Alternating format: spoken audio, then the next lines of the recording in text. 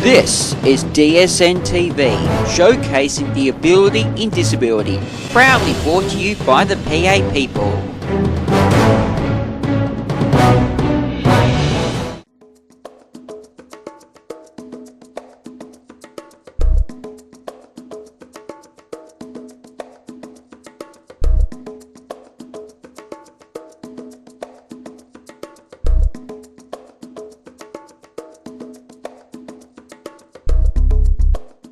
The Crown played earlier on this morning and had a victory over, went down rather to Canada 1-4, so they played in here at present and will play in their next semi-final, and obviously the winner to go through to the semi-finals. And look, if I'm able to work out those matchups or find out who those matchups are or possible matchups are, I'll certainly let you know. Now Matt's joined me again. Matt, back on deck for the first of the men's quarterfinals. Yeah, it looks like we got the Crown here. I don't know who they're playing, but looks like we have the California Crown on the camera side here. Yeah, here we go. We'll find out now.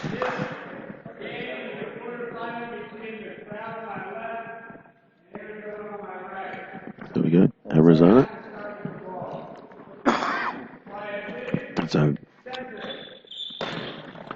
on court we have Joe, Dan, and also, just had a mental blank on his name, number Joe 9. and Kimness and Roger. No. Roger's on the bench. Next ball into the chest of Dan. Morris playing on the left wing. Comes in now. Gets himself set. Bouncing ball across. But no. Nice piece of defending there. Next ball across, but into the chest of Big Joe Hamilton. Joe on the right wing. Goes with this throw. Bouncing ball. Nice ball into the BC area. Doesn't quite get through on this occasion. We've got another bounce ball in return, but Joe covers up nicely. Of course, we saw them earlier on today. Throws now with a flatter ball, but the feet come forward from the centre for Arizona. And defenders now passed across. Thank you very much, Tash. The next ball's hooked out on the A side of the court. Joe Hamilton now goes in towards the centre. Gets a discus throw. Aiming back towards that sequence into the back of the net with a great bouncing ball for a goal. Lovely throw by Joe Hamilton. It was a sudden death quarterfinals. Next ball into the centre and defended by 9. I will remember his name if that will remind me once more. Kimness, that's it. Dan Morris with the ball across court, bouncing ball, beats the centre play, but official timeout has been called. But there's a goal that was being moved. So just slightly off kilter. So the ball now back at the far end with Arizona. Right wing out for Arizona. Bouncing ball goes down that line, but out all the way down the right wing. The ball now dropped back in. Dan Morris with the ball. Goes across. Throwing from the centre. Delivers it. Hooking back towards that A post. Ball blocked forward. Defended by the right winger for Arizona. Comes in now. Bouncing cross court. Ball is going to get there. Yes, he gets there. Defends the ball nicely. Blocks it forward. Oh, is it not in the line over? Passes back to Dan. He's going to have to go quickly. He does. Quick cross court ball. Beats through. A bit of a scramble there, but picked up by the left winger. Hooks the ball back in towards the A post down this end towards Joe Hamilton, who defends on the right wing. Joe Hamilton now. Standing discus puts the ball straight out of bounds, and a line out is called. So, currently have 4 minutes 27 to go in the first half of this sudden death quarterfinal between Arizona and also the Crown. Kimness now does the chasing for that ball, but the defender passes to Morris. Morris playing on the right wing, left wing, goes down the line. Nice piece of work by the right winger down the far end. Certainly a different Crown in this game, Matt, than the first one we saw today. Absolutely, yeah. Certainly more focused and ready for this game, and this is obviously the matchup they wanted and felt comfortable with. Morris throws from the centre, hooking towards the A post. Again, pushed wide by the right winger for Arizona. It's a bouncing ball into the centre. Oh, the feet just came down on top of the ball there by Kinnis. Takes the throw himself from the centre. Bouncing ball for the A side, but puts the ball out well out early. So, not the greatest throw. So they've got a plan here. Next ball into Morris, into the back of the net of Morris. Didn't push himself back far enough. So it's now 1-1.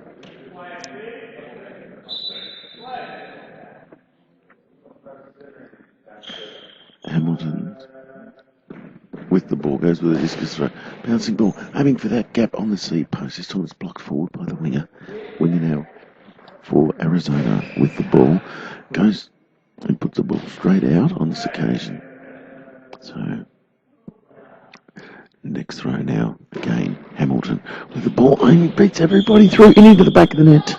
Fantastic ball. The complete change up, Matt, didn't have the bounces that he's had previously. Nope, just hard and fast. And straight through the BC gap. Bit of a scramble there. The ball comes off. Hamilton picked up by Guinness. Takes a throw from the centre. Again, up, again. Oh, almost got through that A post. They've been peppering the A post, both him and Dan Morris. Got this one. Bouncing ball. That's better by Guinness in the centre. Picks the ball up nicely. Lays it off to Hamilton. Hamilton now on the right wing goes with a just gets a bouncing ball. Is that going to? Well, luck of the draw, but bounced down in front of the defence for Arizona. Thrown by the centre, straight down the centre of the court. Gibbons picks it up, lays the ball off now to Morris. Morris now aiming for that gap once ball, fractured in the air, but again just landing in front. Goes with a quick return. This is up to it and pushes the ball wide in front of Hamilton. Lucky on that shot. So we've got now Hamilton with the ball. Goes with this bouncing ball on this occasion. Nice piece of defensive work there. They all dive to the centre and the ball was stopped. It's now with the right winger for Arizona. Goes for the gap between Giddens and Morris. Giddens takes this throw again, aiming for that left post, but just pushing the ball too wide too early on that occasion. Next ball is a bouncing ball from the right wing for Arizona into the centre. Giddens slays the ball off now to Morris. Dan Morris on the left wing. Goes with a bouncing ball. Dissecting the centre, the ball's in the air and runs across the front of the court and goes out.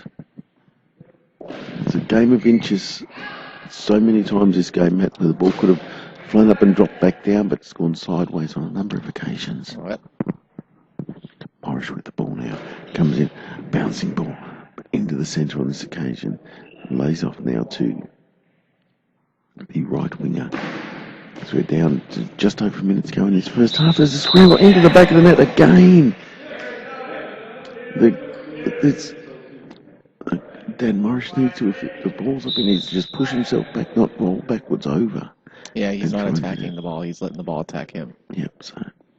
Hamilton with the ball now. Bouncing ball into the centre. It's up in the air on this occasion. There's a scramble. Pushed back by Arizona. Centre player with the ball now comes in. Goes with his, aiming for that gap between Gibbons and also Joe Hamilton on the right side of the court.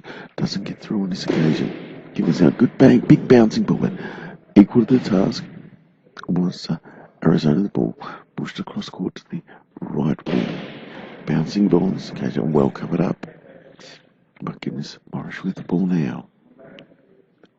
Then Morris goes with this. Gets bouncing ball. Just a little skipping ball into the back of the net. Goal by Morris. Picked the spot just nicely then Dan Morris. So, atoning for his earlier defensive lapses. Yeah, certainly did. And look, as the next ball is across and the next gap of break in play, I'll just let you know a thought that I have. Joe Hamilton now with the ball goes down, aiming for that flat, fast ball. Not fat, fast ball. As I say that 5 times fast. Yeah, that's it. Next ball across court. Morris pushes the ball wide. Ball now dropped back in by the goal judge. And that is half-time. So at half-time, in a 3-2 lead for the Crown. Now, what I was going to say, Matt, was that the Crown had been peppering the A post, and when Morris scored, he actually dragged it back a bit and went for the AB gap, which is probably about the 2 spot. Yeah, no, it's fairly obvious to see that was intentional. You know, they're trying to make that right wing defender a little bit uneasy about his post, and you know, so drawing him over and then making the center still cover the center. You know, it just gives that gap, you know, a really open shot. So. All right, well, what we'll do is we'll take a quick break. We've got about 2 minutes before the resumption of the second half, and welcome back. The second half will be kicking off in around about 8 seconds' time. So there's that horrible chant that goes up again. And it's not my favourite, but there's a buzzer which will signify the start for the second half. Matt, you'd have to say that the 2 goals that Arizona scored were lapses in defence. Oh, absolutely, but you know, at the same time, they just got to keep going back there. You know, take advantage of where you've been able to score. That's right. I don't really think they're going to get a lot on the side of the court that Joe's on, just because he's a pretty decent defender. And so you're going to attack the weakest side of the court, and that just happens to be Kimness and Dan's side. So, but good on Arizona, you know, staying in the game. Okay, so here we go. No easy task for the Crown, even though the Crown wanted them in this game. Arizona now with the ball now. Taken by the right winger, a bouncing ball. Picked up by Roger, is it? Ooh. Sure, the bouncing ball now. There was no sub announced that I heard. Yeah, number 1 is Rogers, so I think that if that's number 9, it's Kimness. Yep, so there's definitely been a sub. I can see that because I can see Morris on the bench. Small bouncing ball, aiming for the gap between the right winger and centre. This time it's picked up by the right winger. And the bouncing ball. It's ball down but blocked on this occasion.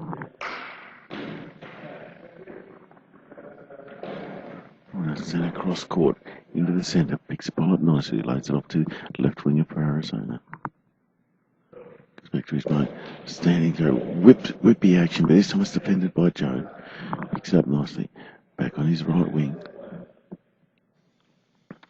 Comes in now, discus throw, bouncing ball.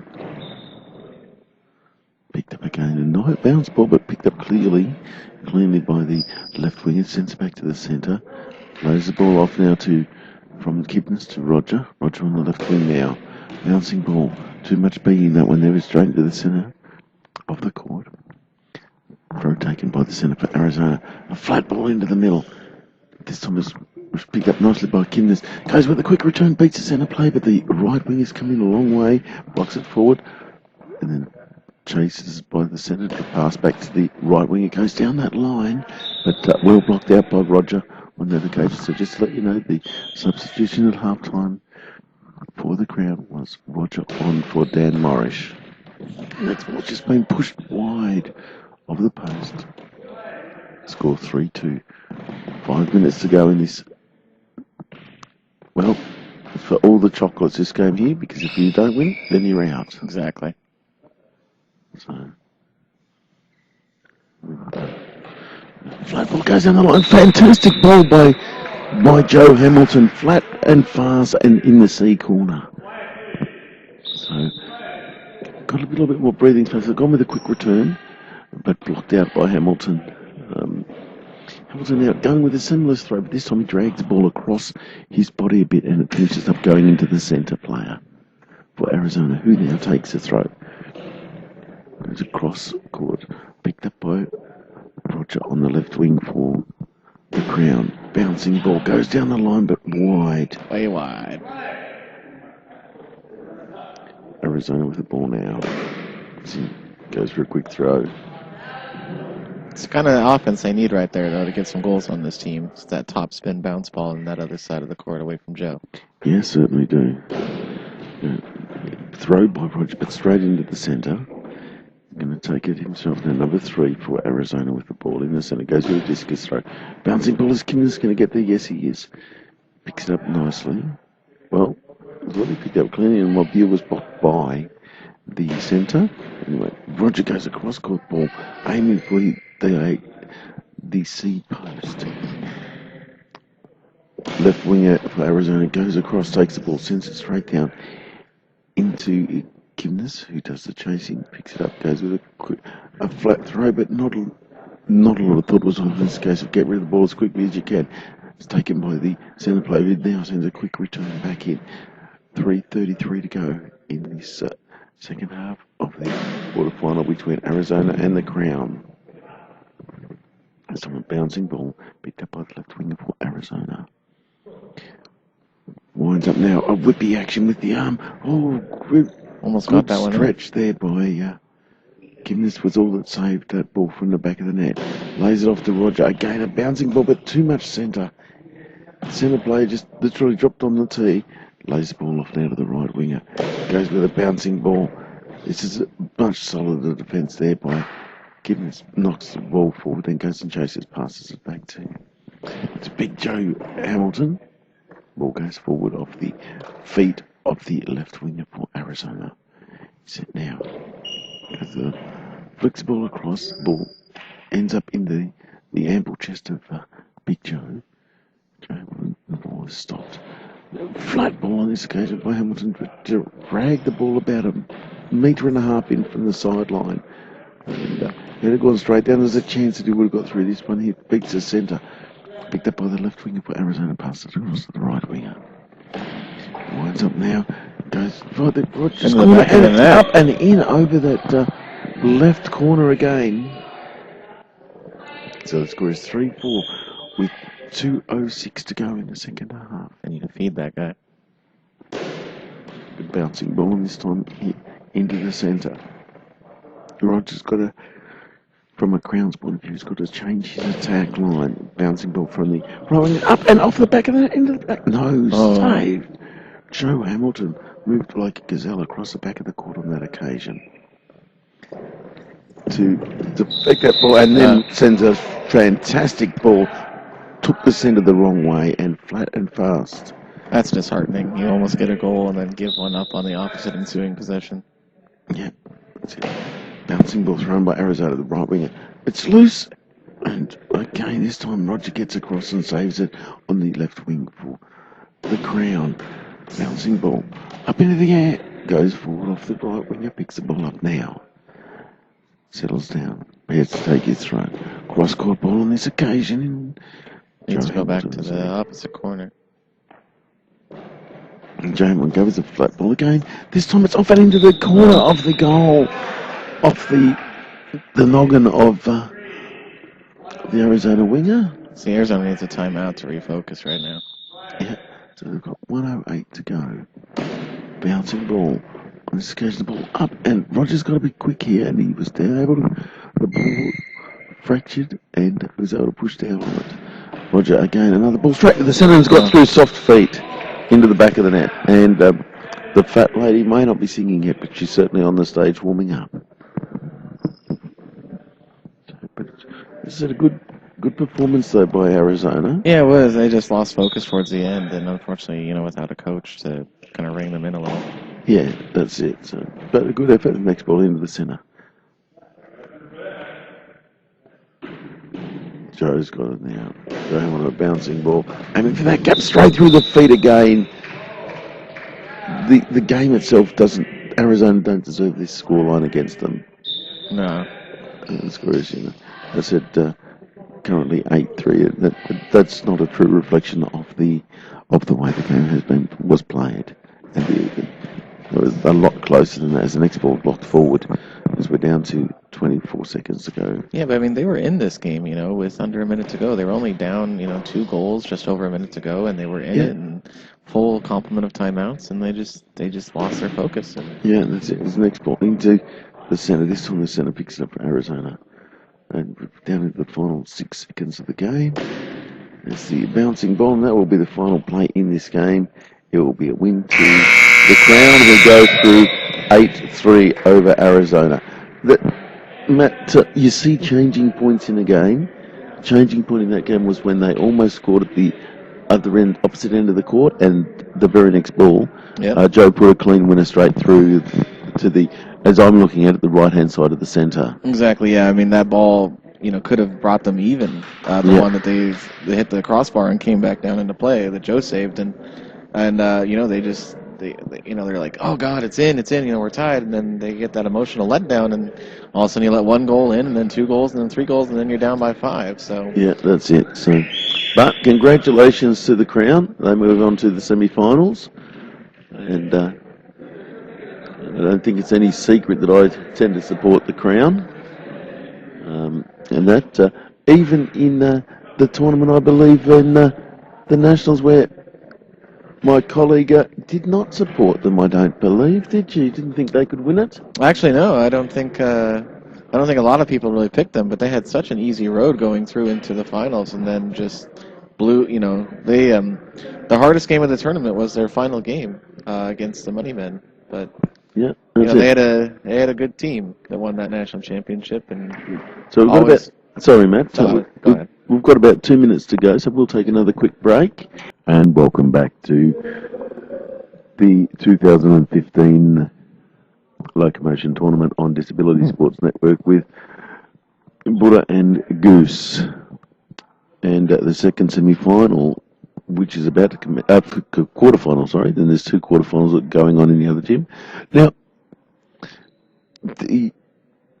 it is between Canada and, we'll get the correct pronunciation of the other team in a moment. Unfortunately, as I said, and to our listeners, people say they're so-and-so, and they know that players will watch this back. Well, unfortunately, without rosters, we can't know exactly who the players are. It's only players that we actually know personally, and that Matt's played against that we're able to actually utilise their names. So where possible, we will use the numbers, or we'll certainly use a position on court. So I do apologise for people who will say, well, why didn't they? Oh, they didn't even mention my name. Well, that's the reason for it. So.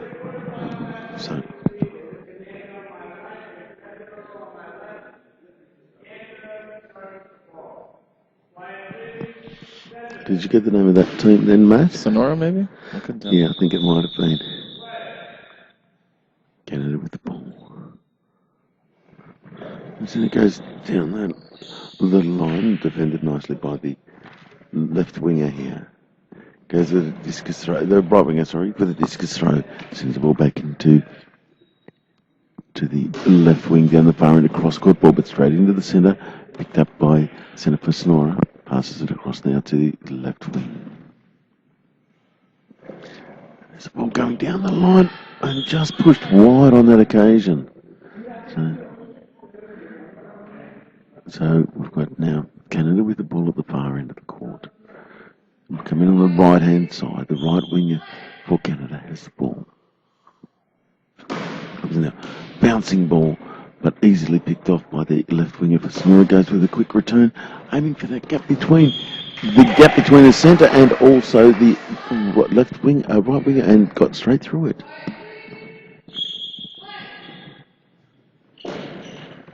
Ball across, got ball into the back of the net. So there's that turnaround. That's the most important ball, the one after a score. That's right. That, absolutely. It's what every coach loves. Yeah, and went straight into the corner, the A corner. Picked up by Canada. Goes with a quick return on this occasion. This time the centre plays up to it for Sonora. Takes it, passes the ball across and out. So the ball will go down to the far end.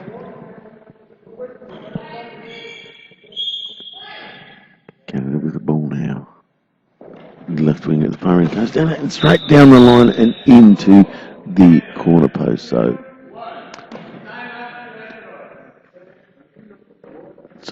there you go. They did say the name, and there's a timeout, but I do apologise. I cannot, for the life of me, understand the. It sounds like Terresco. Yeah, it's certainly one of the Spanish teams or Mexican teams, or certainly Mexican. I was going to say Mexican speaking, because Spanish speaking teams that are here.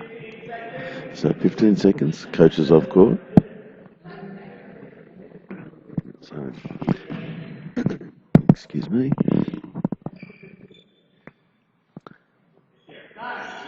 And with the ball now. Coming in now.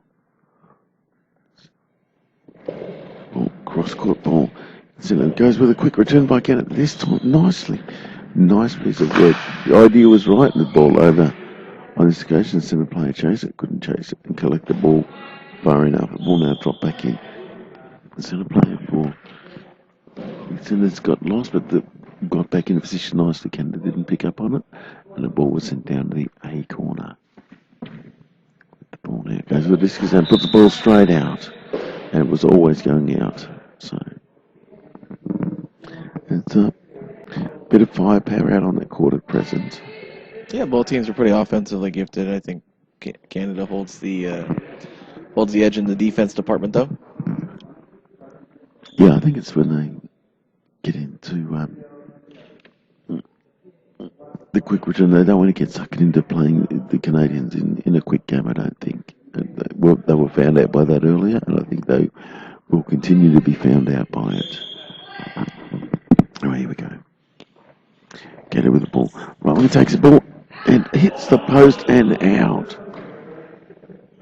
And well, good judgment there. Well left, you'd say. Cross-court ball aiming for the C post, picked up by the left winger for Canada. With the ball. Bouncing ball, but into the centre. The ball runs out of court. Once more. This throw was taken. And we have Canada with the ball. Oh, and just again push wide of the defensive hands of the left winger for the.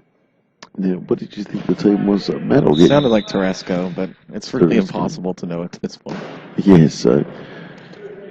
Well, the team in the foreground is what we'll call them as, not to offend them. We will get the correct pronunciation of who it is. Unfortunately, it's a little bit difficult to hear. But the Mexicans drive the ball wide on that occasion. That was by the centre player. So, could be Tarasco. We will find out. Canada goes down the wall and ball thunders into the wall to our right. So, in the first half of this quarterfinal, with the 4:14 to go, it is 2-1 in favour of Canada. The right wing now, it's on flat ball, blocked forward, and quick return off the feet, but into the blue. There's a lot of noise going on there. There is an awful lot of noise. Yep. Ball been defended by the right wing for Canada. Change over, runs around him now. He goes to that gap. Now makes his way back. They obviously called the block out, but I think that's Canada's probably weakest position defensively is in that A corner. yeah, what they should be doing is really working on that position to drag the centre over there to obviously protect that area a little bit more strongly. So the flat ball, but it's blocked out and goes out.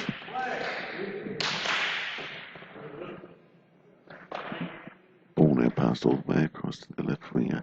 Takes the throw, hooks it across. Doesn't get anything onto it. So, I'm going to leave it with Matt for a couple of moments. Or have a drink. Ball comes back into the A post for Canada. Right wing has it. Takes the ball directly into the middle of the court. Center kicks it over towards the right. So his right winger can bring it back into the playing area. Then sends it down into the teeth of the defense for Canada. Quick return back into the AB. Kicked over to the one corner where the right wing takes the ball. Then center takes it. Aiming at that A post, just about wing line out. Ball's coming back into the right wing for Canada.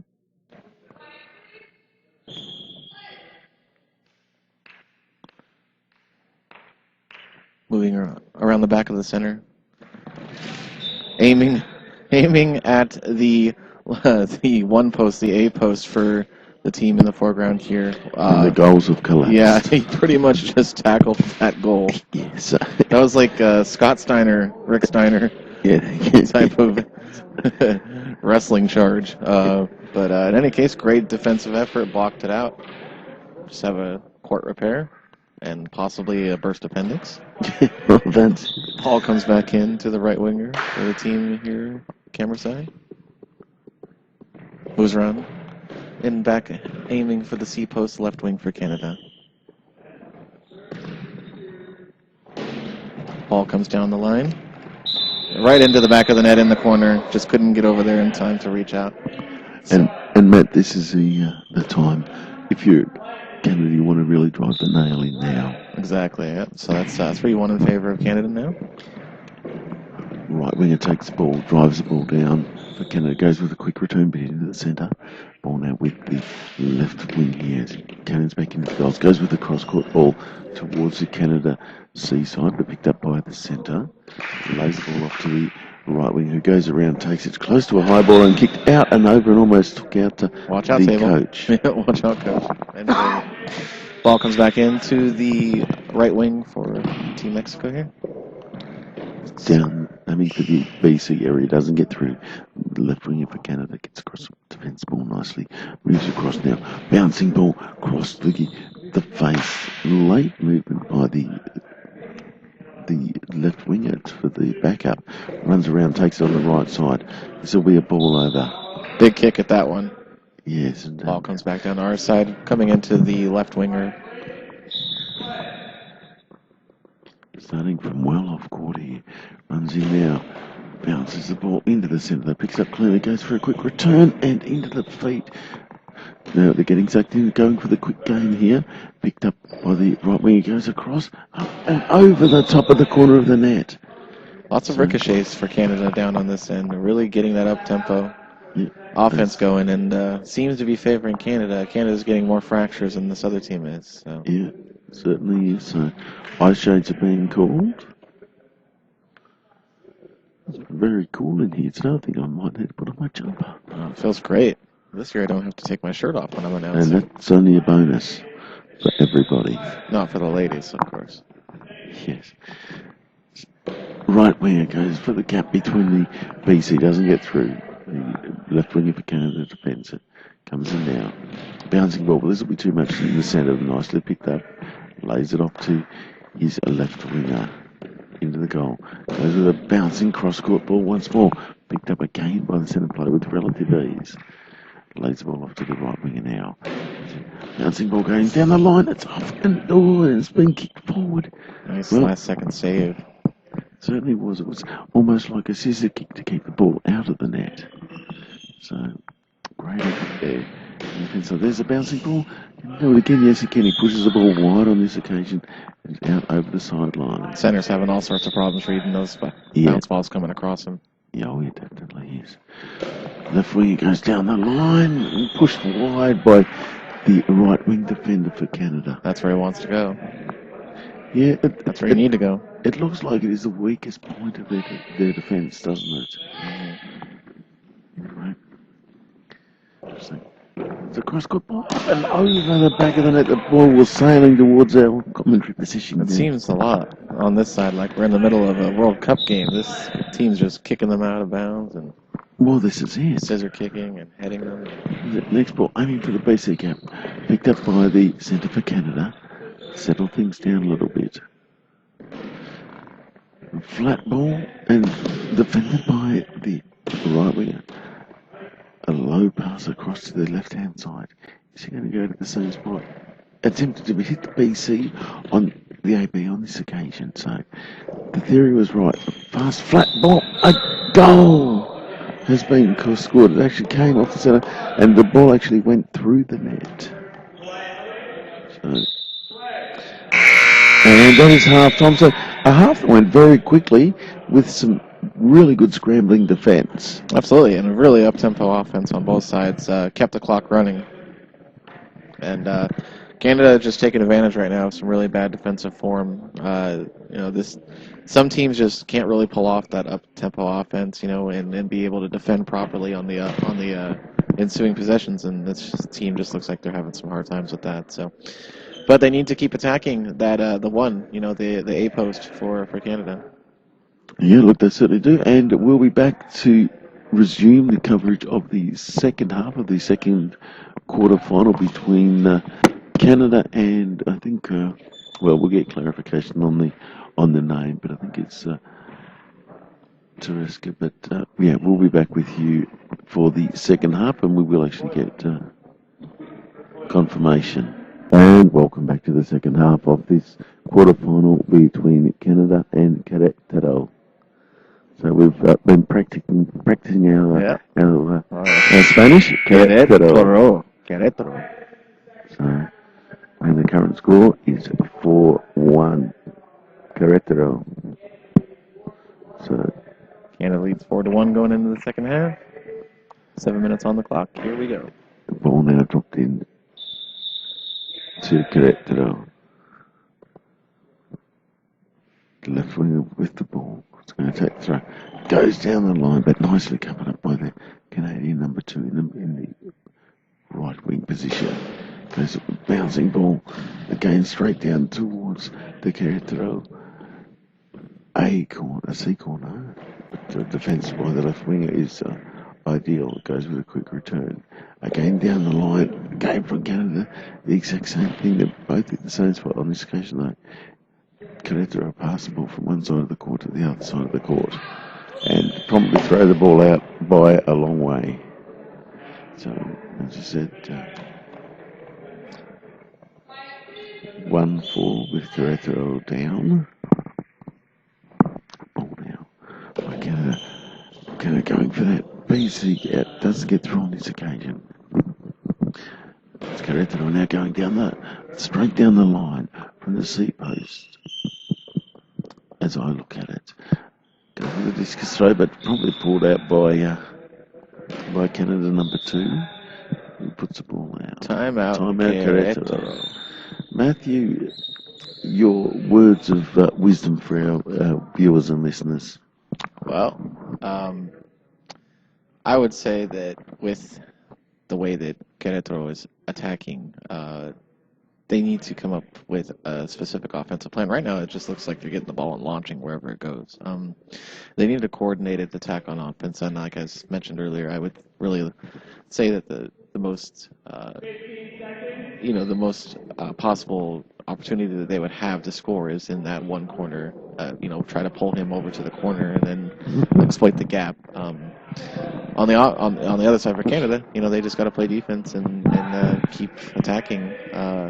I would say keep attacking the center for Querétaro. Querétaro with the ball now.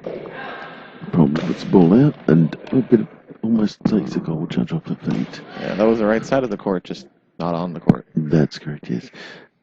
Ball now with the right wing for Canada. Goes down, straight down his line and aiming at the C post. Doesn't get it through on this occasion. Again, going down there, this time it's a little bit far in. The idea was right, but it was too much into the centre on that occasion. He's just got to split the difference. But the ball now passed across to the Canadian, and left winger goes diagonally across court. Querétaro pass from one side of the court to the other side of the court. Right winger now with the ball. Ball close to a high ball, but straight through the gap. Nice pot. Untouched into the back of the net. And the BC gap there. 4-2 now. Two goals down. Lots of time left. Certainly is. Number 1 now goes with a straight ball. And unfortunately, just flicked up and landed the wrong time. In the first half, they were going over the top or dropping in front. This time, they're dropping behind. See, now they're getting tired and they're leaning back on the defense. You see what that up-tempo offense does to your stamina. So now I know what's happened to me all my life. I was leaning the wrong way. Next ball thrown by Canada number 2, right winger. Ball now blocked out and also a line out called. Coming on the right hand side of the court. Sorry, the left hand side of the court. Comes in now. Throws the ball looking to get through, doesn't get through. bouncing ball goes across court, and no score. It's at this time. Querétaro now with the ball. Sending the ball back into the BC area. Goes with a quick return back, hoping to catch the napping. Didn't do so. Querétaro up to the point now and kept that ball wide. Querétaro now with the ball thrown from the right wing. Blocked by Canada, ran across court pass to the right winger. Right winger now goes more interesting way to defend that ball, but anyway, it worked. That's ball, but again aiming for that gap where they were so successful a few moments ago. This time, the centre player pushed across a bit further. Left winger takes his throw, aiming for the BC gap, doesn't get through this occasion. Ball, but almost a high ball, but picked off by the fact that he was slightly out of position, but good enough to get it out. See, that right there would have been a great ball had he been able to keep it on the court. Yeah, certainly do so. So we've got 3:30 to go in this game. Quick return by the centre. Has he caught them napping? No, he hasn't. He's thrown the ball and it's been pushed wide on that occasion. So no siestas over on that side. No, not at all. Too quick a gap for Siesta. Going down the line and off the hands of the winger, and you could hear the from here into the back of the net. So as soon as Canada seem to put their stamp on it, Querétaro keep coming back, don't they? Yes, they do. Right winger now with the left winger thrown from the right hand side of the court. Throws down the line, but blocked. Querétaro centre with the ball now, aiming for the left post. So timeout for Canada. See, it's funny because they've really attacked that gap between center and left wing in this half, and that's something that they really didn't. It was really solid in the first half, and they really took advantage of that. And so, yeah, we need to commend them for keep going back to that place where they scored before to try and keep going to the well. If you can get it once, keep going back until you can't get it no more. Yeah, well, that's true, and that's the idea. And Querétaro, they were trying to do that, but they were just unable to hit the spots after they hit that ball, which went through cleanly. But they just haven't been able to hit those spots since, Matt. No, but they just scored there. There's a couple minutes left in the game. See if you can get there again. You're only 2 goals down with lots of time left. Oh, that's right, almost 3 minutes left. Yeah, all it takes is 2 possessions and you're right back in this game. Yeah, very true. Seemingly right now, Querétaro has the advantage with the momentum. That's it. We've got the momentum, but Canada have the lead presently. So, a bit of movement. The number right winger took the ball from the left-hand side of the court, but no result. The ball just straight down and covered. Goes with a quick ball, aiming for that spot, but the feet come out of them. The number 4 on the left-hand side of the court, and just missing there. So it's related to I don't know whether that's such a word. They seem to be taking a long time. And there's a lot of noise, Matt, or is it my imagination? No, there's a lot of noise. I mean, it's for both sides. There's been a lot of noise in this game. Both teams like to make noisy possessions. The ball with Canada left winger, number 1 with the ball. Goes across, caught the ball up and over the top. Some of that luck is right back on their side now. Yes, so they're obviously getting themselves in an awkward position.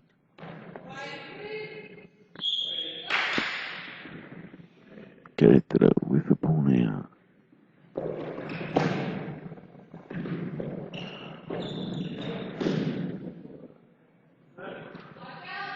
So ball's been blocked out. Gonna have to go quick here. Only a few seconds left on the shot clock when the ball's back in play. Well, this is true. They certainly are going to have to keep and move quickly. So now they've got a full 10 seconds.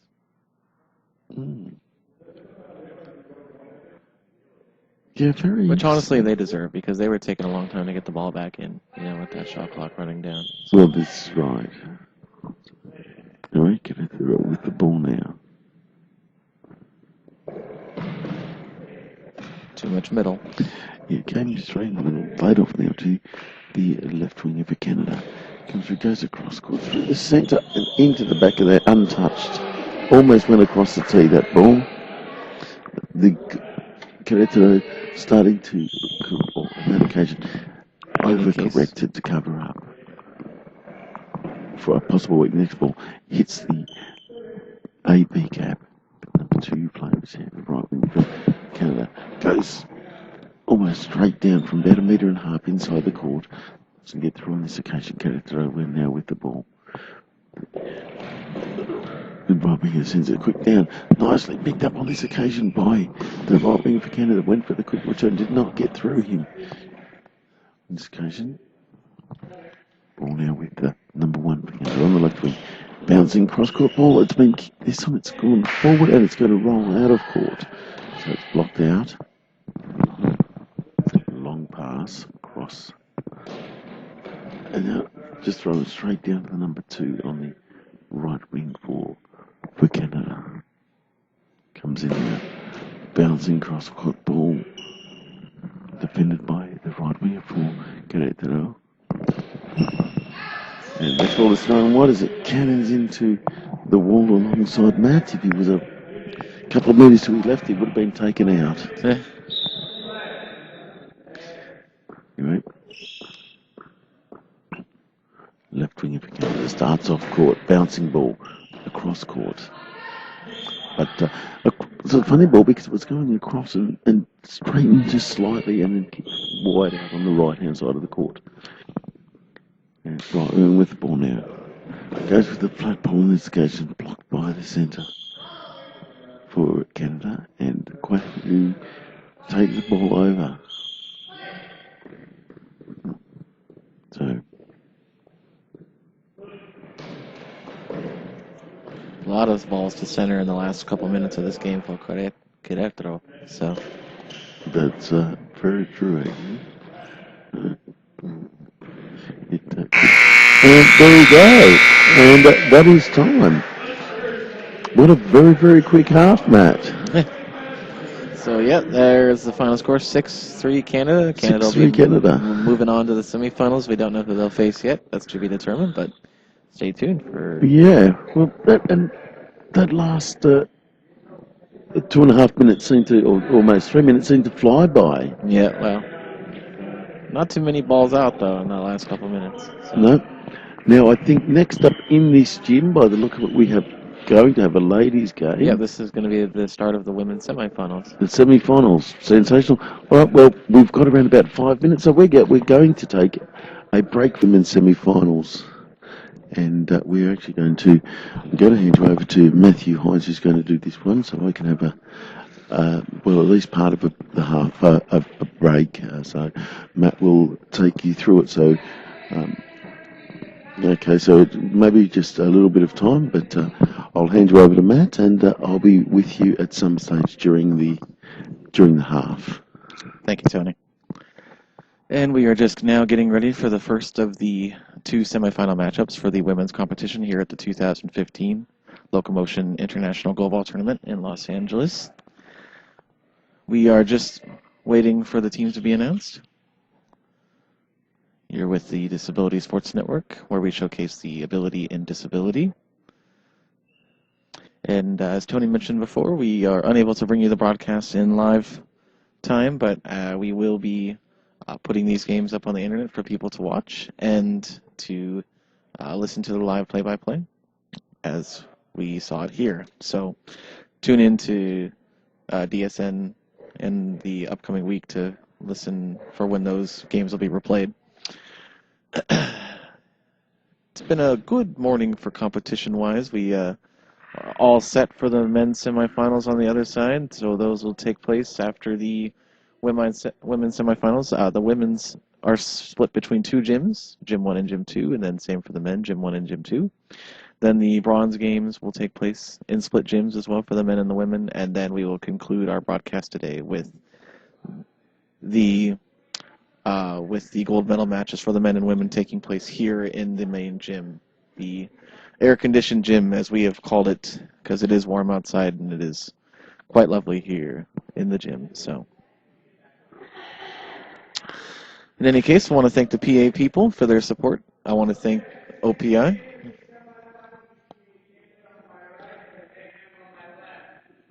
So we have California and Mayhem versus Canada.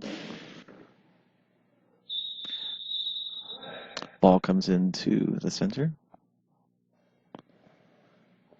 Sends it down to the middle of the teeth of the defense. Ball picked up by the center.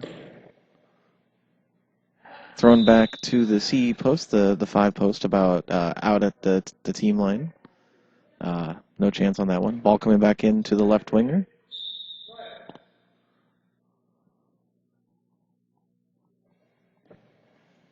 Strong ball, fast and smooth into the middle of the defense. Once again, center picks it up.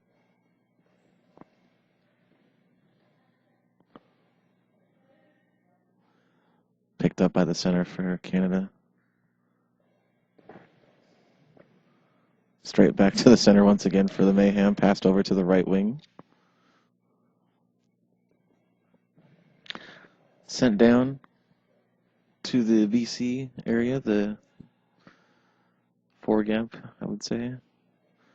And then sent back down by the left wing into the 2 gap. Picked up, passed over to the right winger once again for the Mayhem. She sends it down the line. Picked up easily, though, by the Canadian left wing. Passed over to the right side of the Canadian office and sent into the center for the Mayhem. Passed over to her left wing, getting low on the clock. Sent into the middle of the Canadian defense, picked up by the center. Over to the right wing, and then the right wing sends it into the middle of the Mayhem defense, blocked out. Back into the left wing for the Mayhem. Sends it cross court to the C post, to the 5. Picked up easily. No real angle on that shot. Big bouncing ball. Tried to get it into the 2 gap, but picked up real easily in the center. Canada throwing a lot of balls into center right now. Ball sent back from the center into the 5 post. The left wing defender for Canada picks it up quite easily. No real worry about that one. She sends a big bouncing ball, trying for that 2 gap again, and then just kicks it out over towards her left winger. About 4 or 5 seconds left on the clock after the line out. Here we go again. Left winger for the Mayhem picks up the ball. Sends it down into the 1, to the right winger for Canada, who picks it up quite easily. And then places the ball down into the center once again.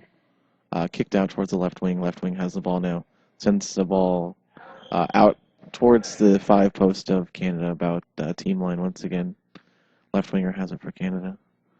Big bouncing ball coming up, heading more into the 4 gap this time, but still picked up easily. More so on the 3 side in that ball.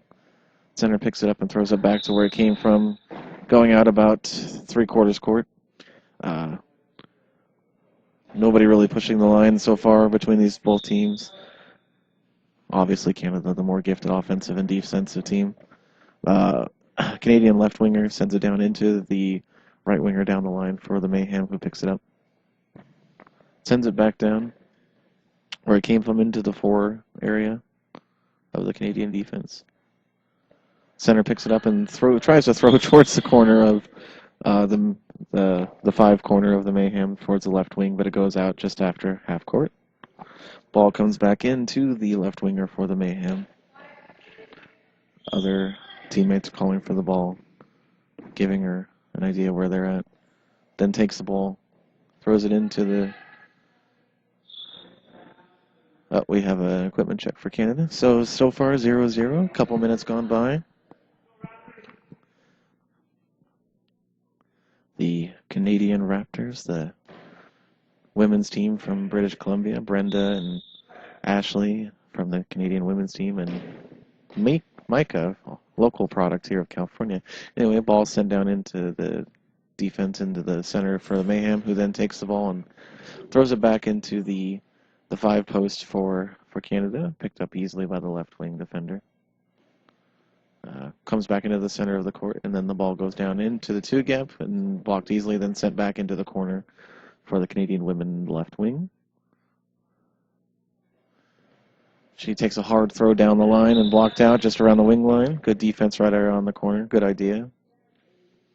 Haven't seen too many shots down the line in this game so far, so I think that's something they should definitely look to keep pursuing in this first half.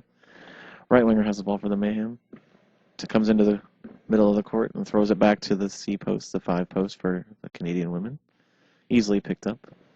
Ball comes back down to the Mayhem defense, picked up by the center. Then takes the ball and throws it. Tries to sneak into the 2-gap, but too much middle. Ball comes from the middle, center, back, throws it back right where it came from, essentially. Picked up too easily, though. Then thrown to the left wing, to the right wing, the 1 post for Mayhem, who then proceeds to throw it out before the half-court line. Just needs to steady herself up there, back to the post, and take a few steps in. Ball comes into the 5, the Mayhem picks it up and throws it back. We've got a quick pitch coming back here towards the 1-2 side of the Mayhem defense, passed over to the center.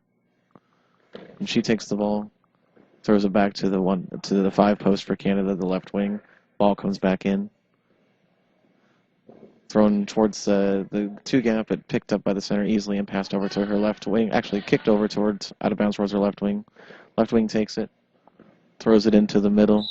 And we have a Canadian timeout with probably less than a minute or two here left on the clock. This half's gone by really quickly with not too many stops in play. So, again, your score is still 0-0 here with the California Mayhem here closest to the camera. And then we have the Raptors from Canada on the opposite end of the court. Looking at the way that this game is shaken out so far, I would say that Canada's not taking very good advantage of the wing defenders. The center seems to be the best defensive player for the Mayhem here, and the Mayhem just they haven't been able to attack. They've been trying to attack the center, but she's just been really solid. And they've also been attacking the 5, the left winger for Canada. But at this point, I would say that the result being 0-0, it speaks for itself. So, ball comes back in from the left winger, who throws it down into the 1-2 area with the Mayhem defense, picked up easily. So, bounce ball. The right winger sends it back down where it came from, blocked out just shy of the post on the 5. Left winger for Canada takes the ball. Big bouncing ball, trying to go for the 4-gap. Too much middle, though. Center picks it up quite easily and holds on to the ball. And I'm back with you, Matt. But we'll just let you know, we just need to... Ball sent back down to the middle Speak of a little quieter. the Canadian defense. Carry on calling. And then picked up easily by the right winger of the Mayhem, who sends it down into the 4 or 5 area of the Canadian defense. Picked up easily, though, no real fracture there. Left winger takes it, tries to go for that 2-gap. Center shoots over and grabs that easily and passes over to her left winger, and then sends it back, trying for that 5 post again, but again, just going out about 3/4 court. She needs to take a step towards the sideline when she throws that ball to try to get that angle that she's going for, or come in towards her center into the 4-gap and try to straighten that out a bit. So, less than a minute, I think, is what we have on the clock. Ball comes back into the left winger for Canada. Then comes into the middle of court, big bouncing ball. Picked up by the center and then thrown back into the middle. Ball passed over to the right winger for Canada, who then promptly sends it back down towards the 5 post for Mayhem, and we have a timeout by Mayhem. And we've just been joined at the table here by Drawn Black. How you doing, Drawn? I'm doing good, man. Hanging in there. Yeah, what was the result of your game? We won in OT against Baja for the quarterfinal. And now we move on to semis, man. And who will you be playing? Do you know yet? I have no idea, man, honestly. Honestly, well, you and 17.6 left on the clock here in the first half. So, 15 seconds called for.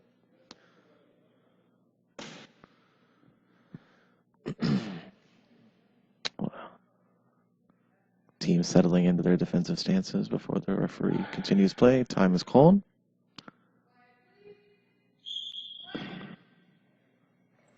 Middle court of the Mayhem sends it out to the one post of Canada, blocked out by the right winger. Going to have maybe time for one more shot before the end of the half here. Right winger takes the ball. Comes into the 4-gap area and then kicked in, almost over into the 2-gap, but the center and the right winger dove back over and collapsed on it. Right winger then sends it down to the 5 post. Passed over to the left winger. Then sends it back, trying to... And there it is at the buzzer, the 2-gap.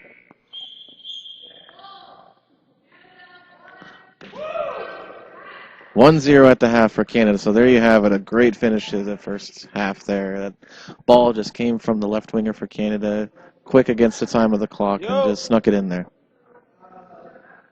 So, Matt, didn't see a lot of it. Very defensive half judging by the scoreline at least. Yeah, I mean, it was a great defensive half. I mean, the only goal you saw, 1-0 there, was right at towards the end of the half with the clock expiring. So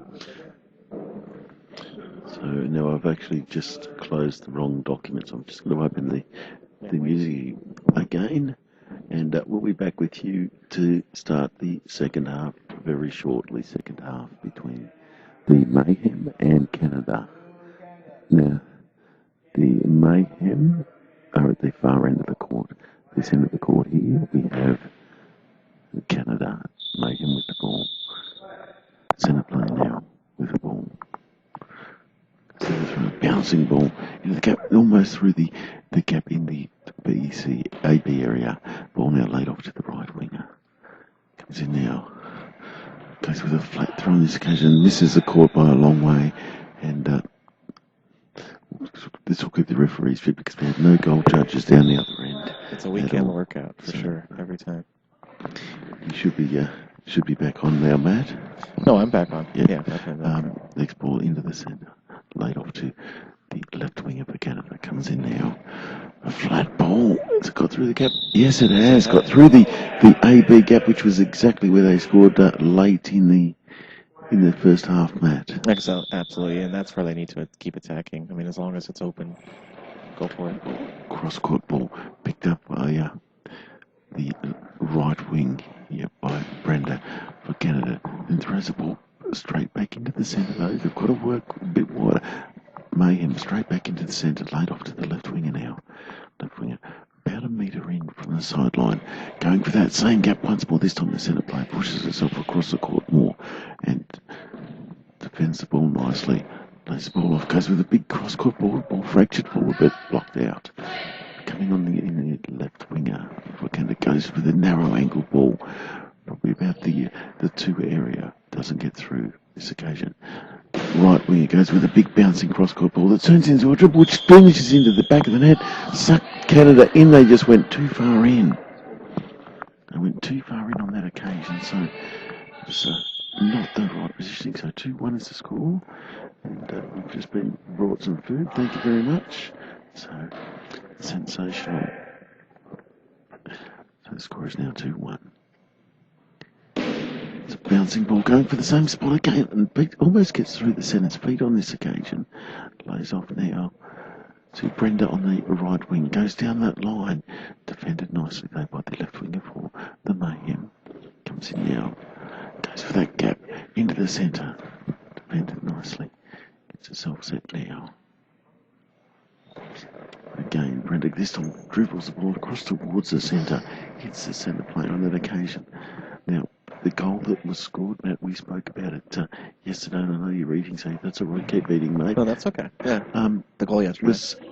We were saying when we watched Canada play yesterday that the right winger, who is Brenda, is coming in a long, long way and has come off the centre into the back of the net. Another goal to the Mayhem. So yeah, and that's where they have to attack. I mean, because that's really the weakest spot on Canada's defense. Yep. So 2-2 with 4:27 to go. his half, so anyway, also happens. Centre for Canada, bouncing ball, left wing round, came into the centre, take the throw, bouncing ball but blocked wide out on the right side of the quarters who were looking at it. So we have a timeout by the Mayhem. Timeout, yes. So yeah, look, they've come right back into this here and now. They've certainly got the ascendancy at present. So they do. They got the momentum after that goal. Lots of time left, and yeah, all you need is one more to get it level. That's very true. So I've just got we brought some wonderful dinner or lunch here, thanks to the assistant coach the down in the Divas and also our driver Darren. So thank you very much. And look, that looks tastes sensational. I think I'll indulge at the end of this game. Anyway, Mayhem with the ball. Certainly in the ascendancy at the moment. Bouncing ball into the centre once more. And it's almost gone over the top of the centre again. And again, the ball passed off to the left winger, very close to a high ball there. And Canada look a little bit rattled at the moment. It's the next ball's gone straight through the gap between Brenda and the centre. Exactly where Canada scored in the first half. At the end of the first half, the Mayhem scored. The Mayhem now lead 3-2 over Canada. Bono into the centre. Blocked wide. This would have to be an upset, I think, if they get up over the top of... Well, I think so, definitely. I mean, yeah, the Mayhem have a few participants of the USA Women's Development team, the younger team, but Canada has Brenda and Ashley who participated many times with the Canadian national team, so... Yeah, well, so there you go. So there's a big issue, and they're certainly under some pressure at the moment. Anyway, we've got the Mayhem now sending the next ball down. This time it's blocked. And by Brenda on the right wing with the ball now. Goes for that gap between BC and doesn't get through on this occasion here. There we have cross-court ball from the left wing for the Mayhem. The ball's gone forward. Centre's chased it. Now she's passing it back. A very slow pass. Goes with a quick throw now. The left winger doesn't get through the defence. And you can see them growing in stature, the Mayhem, the way they're playing. And now it's Canada who seem to be scrambling for every ball. Right winger now. Brenda throws down the line. Nicely picked up by the left winger for the Mayhem. Just under 3 minutes to go, a bouncing ball. So, here we go now. Ball's now dropped in. Left winger's gone across to the right wing to take the throw. Goes down the line again. Picked up nicely by the left winger for the Mayhem. And there's a high ball for the Mayhem. Well, there you go. So now, what's got to happen is this. I guess if you look at it from for Canada to get back in, they've got to score here. Absolutely. But for Mayhem, they defend it. That's going to make things a lot more difficult. Yeah. Taking it through the corner to the centre, and it has been blocked. Didn't make the player work at all. The defender just dropped on the ball. So, that's the situation at the moment. Cross-court ball from the Mayhem into the gap, which was played by Brenda coming in from her right wing a long way. Next ball down the line. It's been blocked again. This time, again aiming at that gap between Brenda and the centre player. This time the centre player does the chasing, passes back to Brenda on the right wing. She goes forward. Sends the ball down. Mayhem into the centre, though. Easy ball for the centre play for Canada to pick up this time. Ball passed across the 3 on the left wing. Hooks the ball into the middle once more. Goes with a quick return. The Mayhem. It's working though. Fracture, but went forward on this occasion. We've seen them go in a number of different areas, but this one here just went forward. So it's good work by the Mayhem. And the longer this goes, the better it is for the Mayhem. And they've scored another bouncing ball. And look, I'm going to put them out there. Canada, gone. They're They're having a real hard time with that bounce ball into the AB right now, the 2-gap. Yeah, they really are. And it's surprising that is the case, but look, that's certainly what's going on at present, isn't it? It's like, to me, I really can't work out why. They look so solid previously, but now it's like they really are struggling to block it all. So it is a timeout for Canada. What do? Well, the simple fact is they've got to change their strategy and maybe start working at a different angle. Well, they need to start working the wings. They need to try to attack that winger on the other side where they got the goals in the first half, the AB side. Yeah, you're right. Can do with the ball. Throw from the centre, bouncing ball, very high first bounce, beat it out towards him, but well blocked by the left winger. Again, going for that gap. This time they've blocked the gap up nicely. So, ball now. Bouncing ball, cross court. Aiming for that wing down the far end. Going down the line there. Brenda again comes in a long way, leaving a good 2 metres on her side of the court. Goes across court now on this occasion, but pushes the ball wide. We're down to just over a minute to go in this semi-final. Winner into the gold medal playoff. Loser to the playoff for bronze medal. So, next ball's been pushed wide. So, ball now into the... and it's only just missed the post once again. That cross-court ball. And the right winger getting sucked right. So, 47 seconds to go. Current score is 4-2, so a 2-goal buffer. And got another timeout here. Yep, you can hear the Canadian men in the crowd, pleading for Ashley to take more shots because she has the most power of their team. Yeah, well, this is it.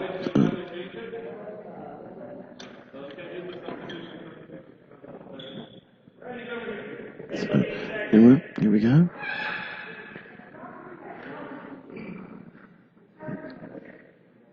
Looks like she's gone into the centre. Yeah. Ashley, the number 3. We'll go with a quick throw. Bouncing ball. Ball's been blocked forward by the Mayhem. So, Mayhem, well, certainly not. If you're in a situation of throwing it down, Canada need 2 goals to send this game into extra time. Bouncing ball across the court. This time well blocked. Left winger from Mayhem sends a flat ball into the middle. And timeout for Canada. So, there you go. 28 seconds. Matt, there's still time. There's still time. 2 possessions is all they need. But you get this off with a few seconds, you're guaranteed at least 2 more shots. Well, this is right. So, well, at least, 2 more shots. That's true, yes. So really, it's all or nothing now. They've got to put this on. For them to have a chance, I think they've got to get it back to Irving Kill, they've got to score now. This throw. And we're about to find out. Bouncing ball going down. The line is scrambled defence but blocked. Cross-court ball, aiming for that gap once more. As we're down now, 7 seconds to go. Mayhem will go through the gold medal game, and they'll do it in style. Gone for a quick return, just pushes it wide, and there's a line out with 0.2 of a second to go. So 0.2 of a second to go. Any final thoughts, Matt? Can they get back into it? Oh, 100-point shot? Nope. There you go. So full time in the first semi-final, and well, I expected Canada to go through to the gold medal playoff, but they'll be playing off for bronze, and the Mayhem will be playing off for gold. What we will do is we will take a musical interlude while I have my breakfast that I was born. brought, thanks to Darren. You're on the Disability Sports Network, showcasing the ability and disability, bringing you coverage of the 2015 Locomotion tournament from LA. Can update you with some very, very good news that the Down Under Divas Black won 3-0 over the Aftershock. I wonder if my friends at the Aftershock are going to be as cocky tonight as they were last night. So, but congratulations to Grace, Sue-Ann and Amanda. And Grace, Grace scored a goal, so that's fantastic. So they'll be in the gold medal game against the Mayhem. So that's it. So, but now we've got the men's semi-final between. Now, who have we got it in this men's semi-final? About to kick off. So we'll now, if I can ask the MVP to vacate, please, that would be nice. So, yes, you may. Do you wish to do this game? Just put that down there. If you do, just borrow the headphones and microphone, and you can do this game with us. Just have to. And we will actually welcome the MVP with us. So this will be a good game, actually. This will be a power game, I think. This game here is, we'll welcome the coach of the Down Under Divas, and of course the MVP. Welcome, mate. Hello, everyone. Good to be here. And there we go. Just turn you up a bit more. Yep, good to be here. And good win by the Down Under Divas Black. They controlled the game from the start, and Sue-Ann and Grace played really well in the defence in support of Amanda. And yeah, it's great to see Gracie score a goal at that level. And look, it's a quality team, the Aftershock. Mandy, who's their centre player, played really well, and Brianna and Christina played really well, so it's a good win by us. Yes, and I must admit, I'm very pleased with that. I actually said to them, as you may have been aware, Muzz, we had a slight wager on the game. They actually won, and I said to them last night, will we go double or nothing, and no one would take it. But I will actually be speaking to the ladies this evening, and we'll be reminding them of how cocky they were last night. Nice. Yes, and Canada lost, I heard, to the Mayhem. Yeah, and Canada were up 2-0 in that game. Lost 4-2. So, yeah, went down 4-2. Now, we've got... I actually missed the names of the teams. I know we've got... Canada. Oh, Canada, and now... Is it the other Arizona team that's playing? I know it's a team with Jerron in it. Yeah, Jerron's playing centre, and is it Gray that's going across now with the number 5? Yeah, I think it is actually, yes. So, yes, it is, yeah. So, and then I'm not sure who's on the left wing for them. That's all right, well, Gray is about to throw. Bounce ball into and scores in the AB gap. Across the centre. No, they scored exactly where they've been scored against the men where they were scored in the previous game they played here. Of course, into the centre. Big Black playing in the centre, Jerron Black. It's about, 6'5", 6'6", maybe? Yeah, he's a big man, that's for sure. And do you know the names of the Canadian players, Tone? No, I don't actually. I haven't got their numbers. I know we've got Shane and Aaron, I think. Yeah, I think Aaron's on the left wing. And Shane might be on the right wing. Looks like there's a penalty here. 10-second penalty, so it looks like... And looks like Gray will take the shot from the right side. Walks into the middle. Looks like Aaron will defend the penalty, is it?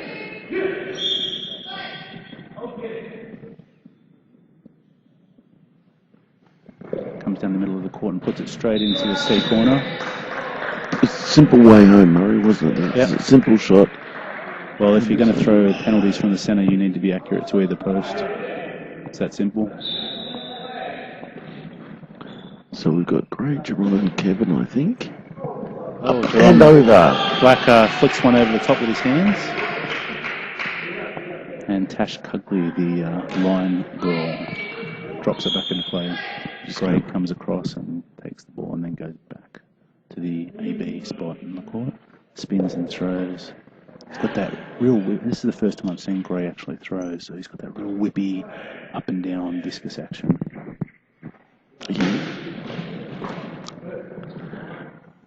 Now, there's a bit the issue with Jerome Black throwing here. Because that's a much better ball. His biggest problem the Nationals was that he extends too much and puts too much pressure on himself with high balls. High and ball. there's a high ball. Speaking of that, Right winger from Canada. I think Canada are actually a little bit shell-shocked and trying too hard. Gray's certainly throwing very well at the moment. So Now Gray from the AB. That time he just gets past the feet of the Canadian right winger to score. And they've got out to a quick 3-0 lead here. yeah, 3-0, and it's not even 2 minutes into the game yet. So, and it'll build the confidence of the this. I think it's Arizona Black that they call this team here, if I'm not mistaken. But so. Looks like Black's lost a little bit here. Yep, now he's coming back.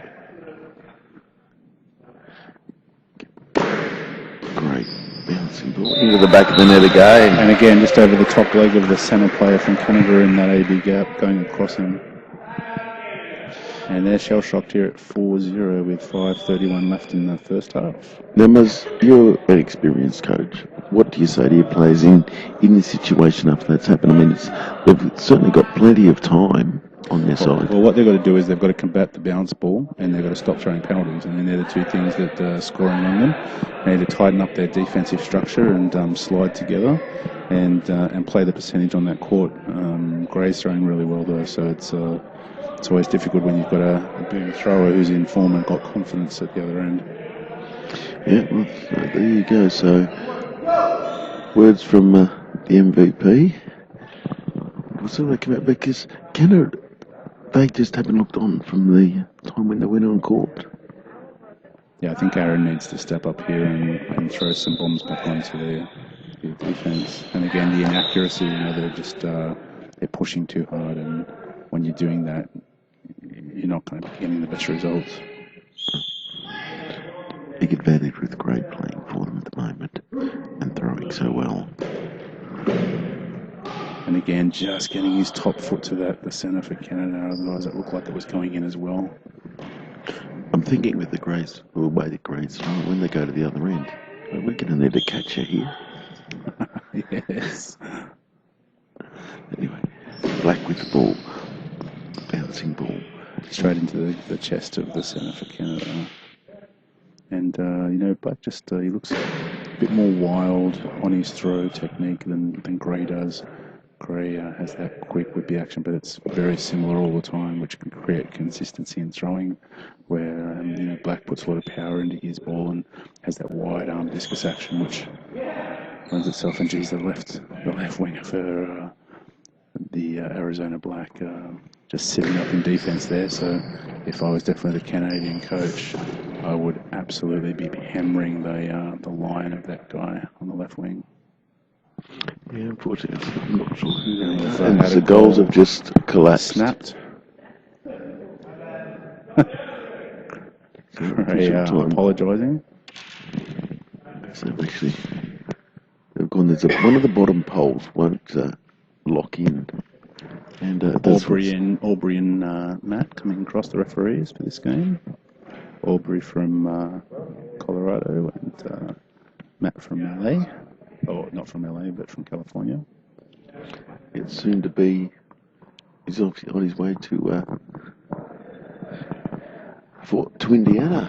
Yeah. In 1st of October, I think he's moving to there, of course, with the new US training facility out there. Yeah. Here's Gray again. Just on a quick return and just got that. just gets that, and now Gray now with the ball bouncing into the BC, and the Canadian centre's there and passes over to Aaron on the left wing. Aaron throws across the centre Black, but he blocks down, picks the ball up and goes back to the centre. Black and spins and throws, and powerful ball into the BC, but Canadian centre clips it forward and backed up by Aaron in the left wing there. Aaron throws across, and that's a goal. So that's what we were talking about. Good throw by the Canadian left winger there, and that's the spot. That's where they need to be hitting. So Canada on the board, 1-4 with 3:13 to go, first half. Gray comes over, takes the ball now, goes back across behind Black, throwing from his AB and down straight at that gap, and Canada up and throwing back in, and nearly scores again in that corner. So they're really targeting now that left winger, which is a smart thing to do. So, it's look, Canada got back into this at 1-4 down, and it's still only just over halfway through the first half. So official time, looks like the ball just smashed him in the face there. The Arizona left winger. That's Kevin, I think his name is. Not mistaken. If it wasn't, it is now.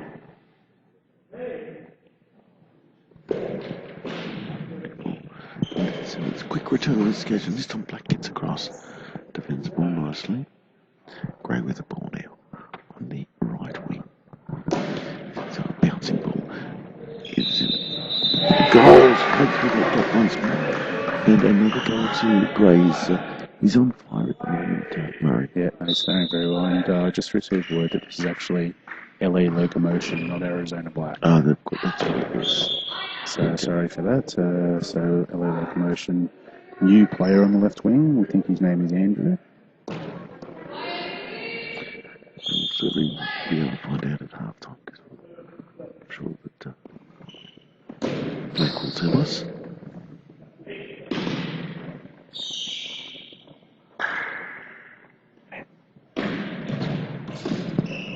And blocked there by Black, gives it to Andrew, and Andrew throws cross court, has a whippy action throw with the right arm. And now the Canadian left winger Aaron has the ball, giving it to the centre. He throws into the BC gap, and Black is there. Gives it to Andrew again. He throws up the line this time, and Canadian right winger blocks that out. Ball's thrown back into the centre, and Black gathers the ball and comes back to the back tee, runs and spin through, a nice shot into the BC gap.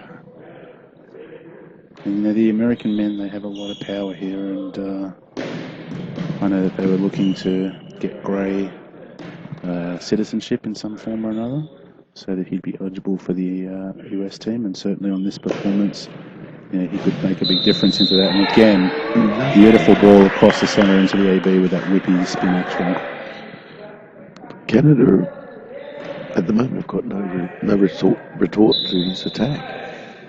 We should say obviously that look, this Canadian team is nowhere near full strength, so we don't want people to think that Canada's just getting flogged here, but they're missing their starting lineup pretty much. Yeah, this is about certainly. So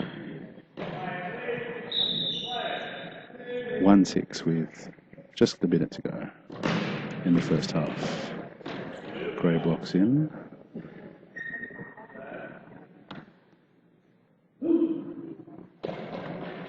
Now he's starting to lose a little bit of pace. Yep.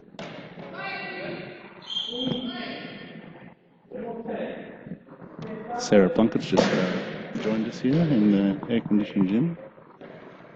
And just checking that Birdie's okay after she's resting. Yeah. Yes. Black spins and throws, and again, that wild motion lends itself to inaccuracy. And if he tempers that motion, you'll have a decent throw on him. Yeah, he's definitely got the power, so absolutely.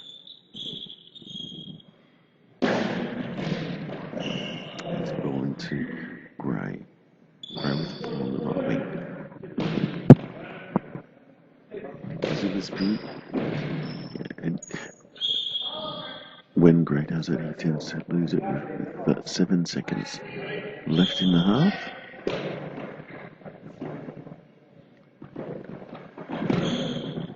That'll be the last part of the half. So at half time, we have Locomotion 6-1 over Canada.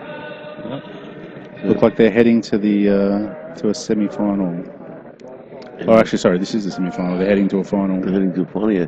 But we will pass on our congratulations officially to the Down Under Diva Black, who will be playing for the gold medal against the Mayhem. And we'll take a break and be with you in 2 minutes. And welcome back to the Locomotion tournament, the semi-final between the Locomotion, the LA Locomotion, and also Canada. And I'm joined for this game by the MVP himself. So. Be back. Oh, sorry, it helps if I turn my mic on. So it's good to be back after coaching most of this tournament. Now get ready for the barrage. We'll have to get ready to catch the ball. Andrew is throwing from the left wing of the Locomotion, and he throws to number 2. Number 2 for Canada, who's on the right wing. Spins in discus throw, and Black pops it up, and it goes in. Yep. Top spin. But Black was laying back there instead of getting into the ball and rolling his hips. So fundamental things. Yeah. Seems like the Americans, just in talking to some of the players, they don't focus too much on the technical aspect of defense. No, as long as they get in front of the ball is the main thing, and that's. Oh. And number 2 didn't even move there before he got hit with that ball from Gray. 7 to center, spins and throws. And just got to calm down. They've got plenty of time to get back into this game. When they need to focus their offense on that left winger for Locomotion, which they are. Black's there though, blocking down, which is good. Passes now back to Black, who again just throws out. I think they've got to realise that Geron, if it's close to 10 seconds, don't give the ball to Geron.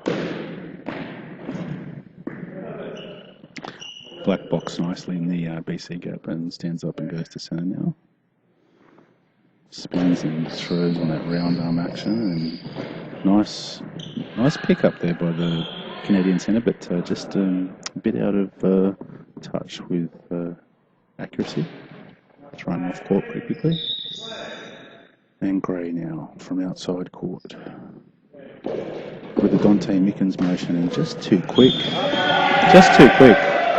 Then you really see the pace that he had on that ball. Then we're situated right behind the goals. Yeah, just not good enough reaction time by Canada there. And he's been doing it all game. 7-2. Aaron throws the ball and blocked by Andrew. Passes off to Black, who goes back to the AB spot to throw. Cross and showing into the A corner. Right winger for Canada up and throwing back on a quick return. 5:15 left in the second half, as Matthew Hines goes into his second sandwich in a row. After a plate full of breakfast. He's balancing that with his Coke. And I guess there's a reason why he doesn't go out for dinner with us, because he won't be able to walk back after the amount of food that he eats. Well, a lot of us had that problem after Denny's last night. Well, that's true. I left 5 mozzarella sticks on the table. Black throws out again down that right side. And just for regular listeners, that's actually not an exaggeration. He did. Anyway, back to the gold ball at hand. Right wing it goes down to, again now focusing on that, the left wing of the LA Locomotion. That's Gray. Oh, good. Oh, and just pushed around the post. One hand by the Canadian centre across Aaron, who flicked it out. Gray throwing really, really impressively today. Aaron throws into the centre, an easy block for Black. Black back to the AB spot to throw. Spins and hands it into the deck, and the right wing is up and throwing, and Gray comes in behind to support Black. Passes back to Gray. And Gray across. They're trying to go for that Canadian right wing of the number 2's post, but they're just a bit inaccurate at the moment. Centre number 7 with a high bouncing ball blocked down by Gray and Black.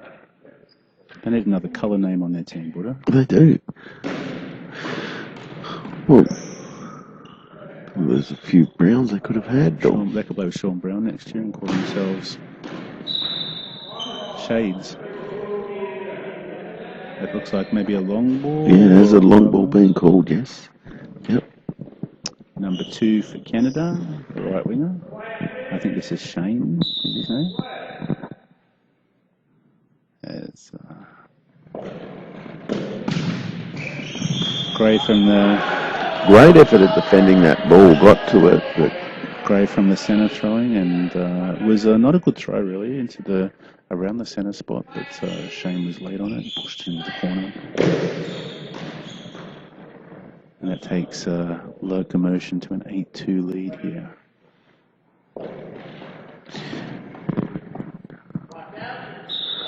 They could, in theory, win their namesake tournament, couldn't they? Yeah. Locomotion. I don't know when the last time an LA team won Locomotion. It'd be interesting to find out.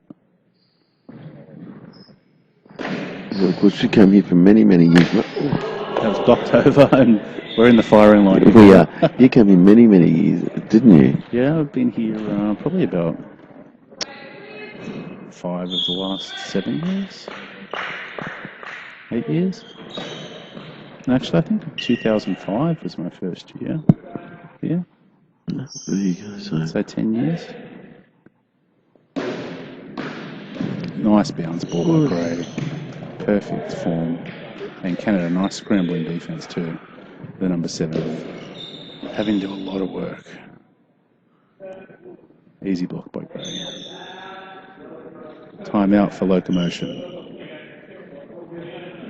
And the score's 8-2 with 2:48 remaining. 2:43 remaining, sorry. Yeah. And Canada are really trying to notice the way that the LA Locomotion are playing, that they're, even when there's a scramble, they're relatively calm afterwards because they've got that ascendancy with the power and placement of Gray earlier on. And it's good to see that Black is trusting Gray to score the goals when he's got the hot hand, and not trying to to score with him or overexert to try and throw penalties. So he's talked to us about utilising that and working on that, and you can definitely see that actually. Well, that's right, because we saw it nice, right under the arm. So it's come from A to A here, cross court from Gray, and just gone right under the arm of Shane in that right wing. Beautiful throw. It really was. Shane, the right winger now, throws up, and Black was there, but it looked like it went inside him or through his hand. So, we saw Black at the Nationals, how he went into that almost ego-driven frenzy with his teammates and in throwing. So it's really good to see him just settle down a little bit and focus on what he needs to do for the team, and he's doing that now. He's back up in centre now and throwing. Nice bounce ball, flip over, top spin, in. Into the back of the net. So Canadian centre tried to clamp down on that and went back, and the top spin got over. 10-3 to Locomotion. Centre throwing a lot for Canada. Throws down the sideline but out on Gray's line on the right wing. Gray now coming in 1.5 metres. And bang, he's just nails into that gap, and Aaron just got his foot there this time in that gap. Shane, the right winger from Canada, comes down and throws, and it's blocked. Andrew throws across into the centre. Who's back and throwing it back into the centre for Black. Who's up with the ball. Black moving to the back post. Throws and hooks in and score. Oh no, hits the post and goes out. Well, I thought that just clipped the inside of the post there. Goals down and Matt Boyle running across again to hook that back in. These goals would have stood the test of time. Yes. They've been here a long time. No goal. No, the score is 10-3.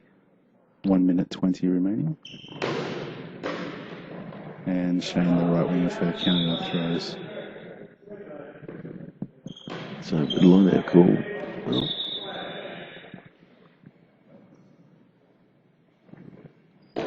Well. Whoa. Black lost his spot there and just ran at the sideline. A table feed for their life. Yes. Number 7 throws right across and again out of the halfway. And there's the ball almost heads out the side door. That's a long chase. It is. So Aubrey throwing that back in. Now Gray throws now and nearly gets it in, but doesn't, recovers. And so throws now from the left wing across Black into Andrew, who blocks and passes to Black. Black stands back at the tee and winds up and throws straight into the Canadian centre, who passes off to Aaron with 35 seconds left. Aaron bounces and Black just moves a little bit and gets that with his thighs. Passes to Gray, who's off the AB mark. Gray spins and throws in, and nice block by the Canadian centre. And quick return, and nearly gets Gray. One hand pushes that out. That was a nice throw. But the centre has to do a lot in this game for Canada. He's not been good in the gaps. Looks like he's got a lot of quickness though. But on your rush, as we know, Buddha, usually not a good outcome. So we've got, is it 12.9 seconds. Aaron throws to Gray, who blocks down and blocked out. He's got the ball now with 3 seconds left. Throws that up the line, and that's a block, and that'll be the last throw. 10-3 to Locomotion. They're through to the final. So Locomotion, well, it'll be a power final, won't it? Yeah. Regardless of who gets through. Got the Crown and the Cyclones in the other semi-final. Yeah, I just saw, I think it was Josh Wellborn come in, so I wonder whether he knows what the result may be. Yeah, he's come and gone, so we might try and track him down and see what the results were. Yeah, so the next games are going to be the bronze medal games, I think, unless they're playing the other. They'll play the men's bronze medal game here, and they'll play the women's bronze medal game in the other gym. Okay. Well, what we'll do is we'll take a break, and we know that Murray will be coaching, so best of luck to you and the girls. Actually, Josh is just coming back. We'll just see whether we can find out from Josh whether he knows the results. What was your score in your semi-final? Hey, but what was it, like 5-4? I think it was 5-4. To who? Us. You? Okay. 5-4. Well, there you go. So we've just gotten word that we think the 8-7 was the final score. 8-7 was the semi. Yes, it was. So there you go.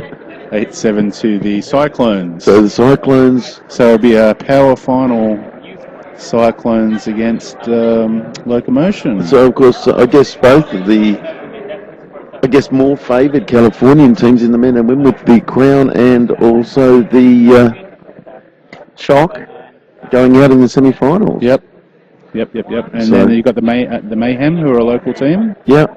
So, California very well represented, 3 out of the 4 teams. And then obviously Down Under Divas. Yep, that's right. Who, well, I hope, as I said, they've done well to get to where they are, and I think, one more. Yep, that'd be for Grayson, it'd be a bit of a dream start, wouldn't it? That's right. It's good international tournament debut. That's it. We're going to take a break and find out what's happening, but we'll be back with the bronze medal games shortly, and then of course the gold medal matches. games. Yep. So, Cheers, everyone. And thank you very much for the MVP and his time. We'll be back with you very shortly. And welcome back to the Locomotion tournament, and we're into the bronze medal games. So well, Murray's still with us, and he's going to do the first half of the bronze medal game, which is between Canada and also the California Crown. So we'll just turn that up a bit for Murray when he's just on his phone at the moment. But I can let you know that the team of Joe Hamilton, also Roger, and Dan and Morris and Kinnis.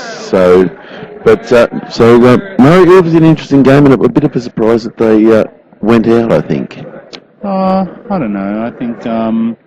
I think the Cyclones playing well. I thought Abel was throwing well in the quarterfinal that I saw, and Josh was playing good centre. So yeah, Joe's injured, so that's another thing.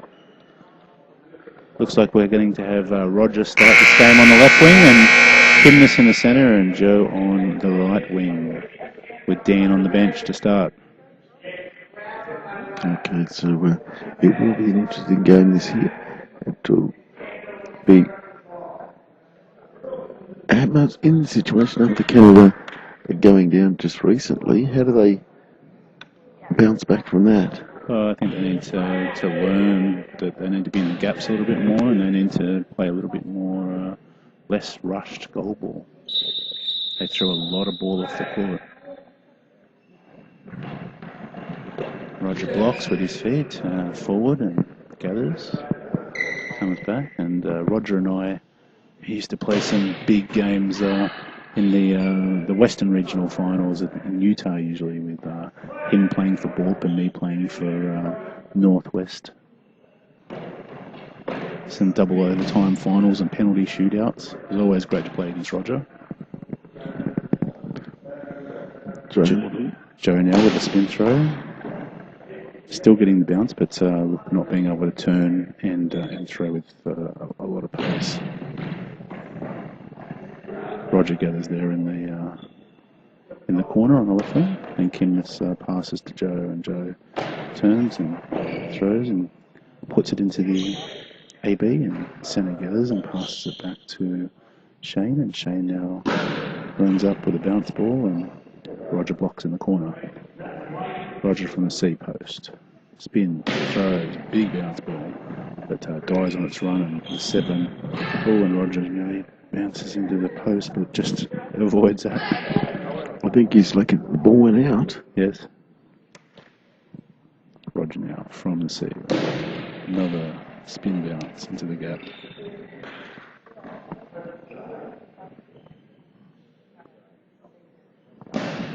And again, Canada throwing 3 of the first 5 balls out of court, so you can't put any pressure on a team when you're doing that.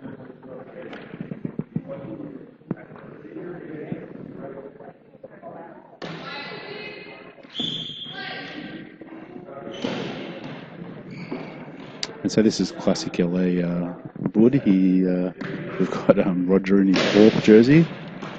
We've got Kimness in his Earthquake jersey, and Joe in his Crown jersey, and Dan in his West Australia jersey. There you go. That's a classic LA tournament right there. Yes, and that's it. So, as the Canadian left winger Aaron throws across and blocked by Roger, Kimness passes to Joe on the right wing. Official timeout, equipment check, and there's a lot of... I might bring Tony on, who can commentate with you for a little while, and I might come back and do a little bit in the last half if Dan comes on. No problems at all, that's fine. Murray, the MVP is with us, but you're going to get pretty much T squared coming in to do this this game. As the ball is wide on that occasion, being blocked by Canada. So we'll get Tony's just going to put headphones on and grab his microphone and join us here. Of course, our listeners will know Tony previously. Mate, welcome. Make sure the microphone on. I don't think it is. There we go. That's better. How about that? Oh, there it is. Hey, Yeah, how's it going? You're good, mate. Good. So, can throw a cross-court ball. Stop in the middle. That's Kimnis. Throw into the 3-4 area.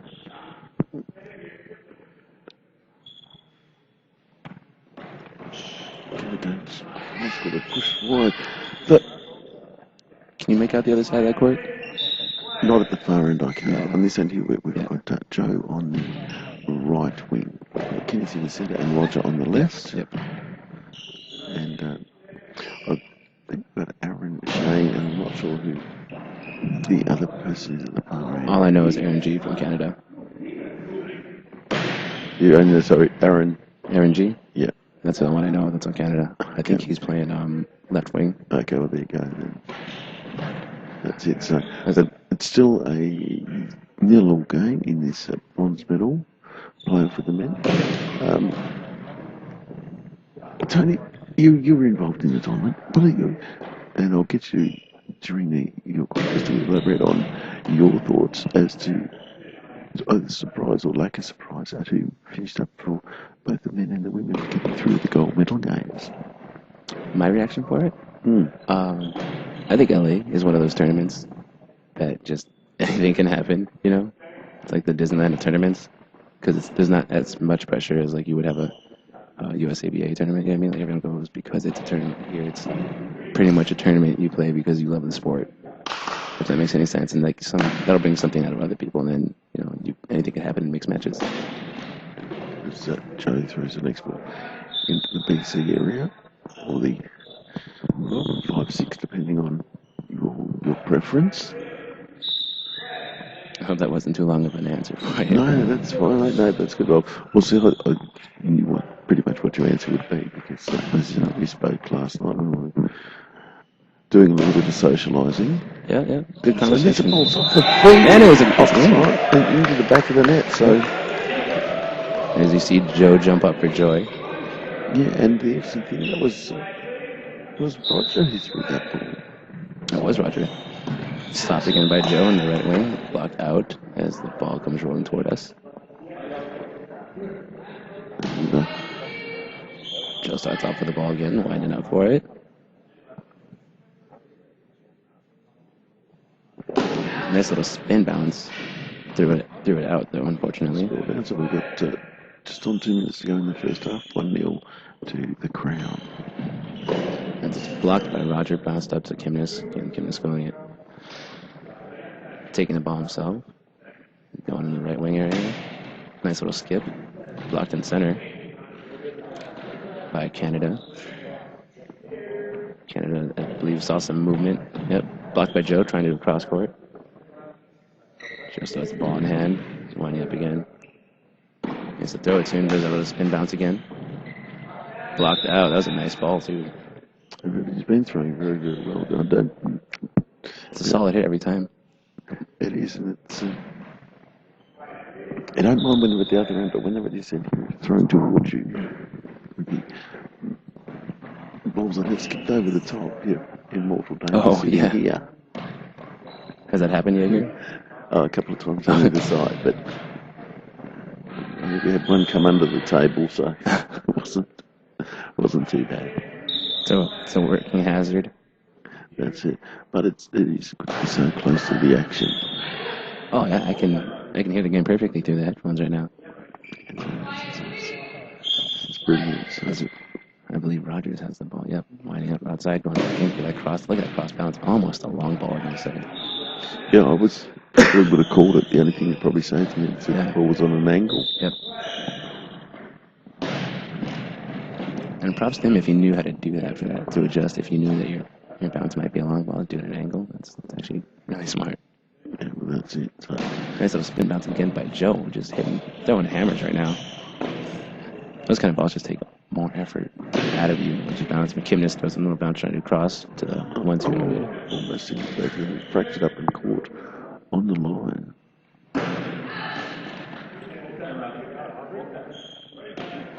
Ball 10. Rogers got the ball. Going again outside. Nice little spin. Skip, I'm going to call it. Into the 2-3 area. As it's thrown right to Kimnis in the middle. Kimnis going after the ball. As ball goes over. Canada will start on their right side. The center took ball. Yep, throwing it to the 1-2 area. Blocked by Roger. Blocked out. I believe that's the end of the first half. Very interesting first half too. And the halves go so quickly. But They really do. They're only 7-minute halves, and we're used to that lengthy time. We're used to coaches always using their timeouts. Yeah. And here it tends to run through and just. You almost have let to take a timeout just to take one out. It's just like you don't get a penalty for it. Yeah. That's it. Now, mate, you're happy with the way you guys played here? I mean, I know you had Carlos as an up and coming player, and Carlos is he's young. You know, he's still got a lot to learn. He's again, he's young. He's got the cocky attitude, but for the most part, he's shown interest enough where I take interest in him. And I mean, we all do. We'll see where that goes. But as a team, I think we can always do better. For me personally, I think I had shades of nationals again, where I just froze, had that nervousness again. I had that my first game here, and then by the second game, I don't know what it was. I snapped back into it. My defense on point. We still lost, but it was more for me that we finally clicked as a team again, especially with Carlos not having that much court time with both of us there. Him doing what he could with us, and us trying to, it was actually very, very good effort for Arizona Red. As far as Black goes, those are our veterans. Those guys will rip it up with anybody. I don't care who you are. So I'm okay with it. I'm not gonna say we did we always do our best, but we can always do better. You know what I mean? I'm not gonna put a limit on what we can do on the court, except for fly. Yeah, I've just heard that they have done the toss. Now, it must have been for the gold medal game because the Down Under Divas have won the toss, Murray just said, and they got the ball. So I don't know whether they're playing the other bronze medal game in the other gym. I think they are. I heard that earlier. I think they're playing. Okay, so they're playing the women's bronze medal match in the other gym, and then they'll come over here for the gold medal games. I believe so. Okay, so the 2 gold medal games will be in here. Well, that makes sense. It would. I hope they don't do 2 separate gold games. That would be very. No, they wouldn't have thought so. Disappointing. Yeah. Yes. So, well, I do know that and I'll make no apologies for it, total bias that our girls are playing in this gym here, of course, and I speak of Aussie. the Down Under Divas with Grace West, Sue-Ann. Is that the team name, the Down Under Divas? Down Under Divas. Oh, do you guys have that song? Was it Men at Work? Right. No, who was it? Yeah, Men at Work, Was yes. it? Yeah. Yes, Land Down Under, yes. Everyone plays Down Under. That's it. You guys have that theme song for you guys.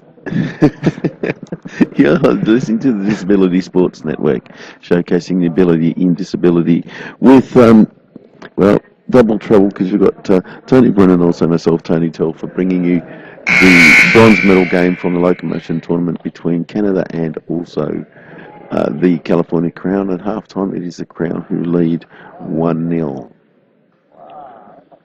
So, I think we should call ourselves TNT. I really think that's a better name. yeah, I think you're probably right, actually.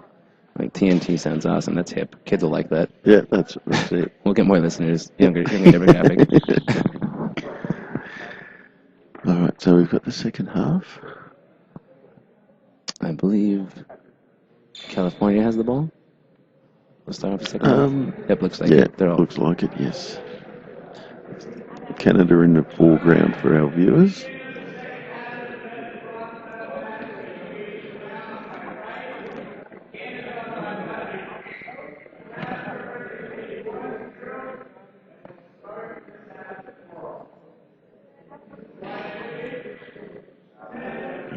1-0.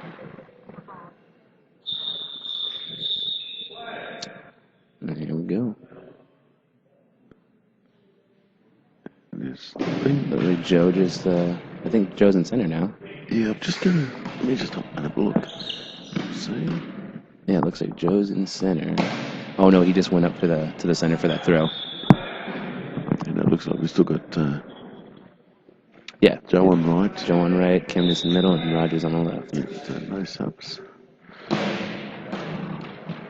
Yeah, it's almost gone over That was the top of the nice block. winger. Just some turn late top spin. Cross-court ball on this occasion, but Kinners gets something on it, pushes it wide. Roger with the ball now on the left wing. Does Look at that nice little bounce. Nice little quick return from Canada. Oh, actually, that's what happens when you try to rush those. On number 7 for Canada. So, Right as I said, nice little quick release. it's always the way it happens, right? Here we go.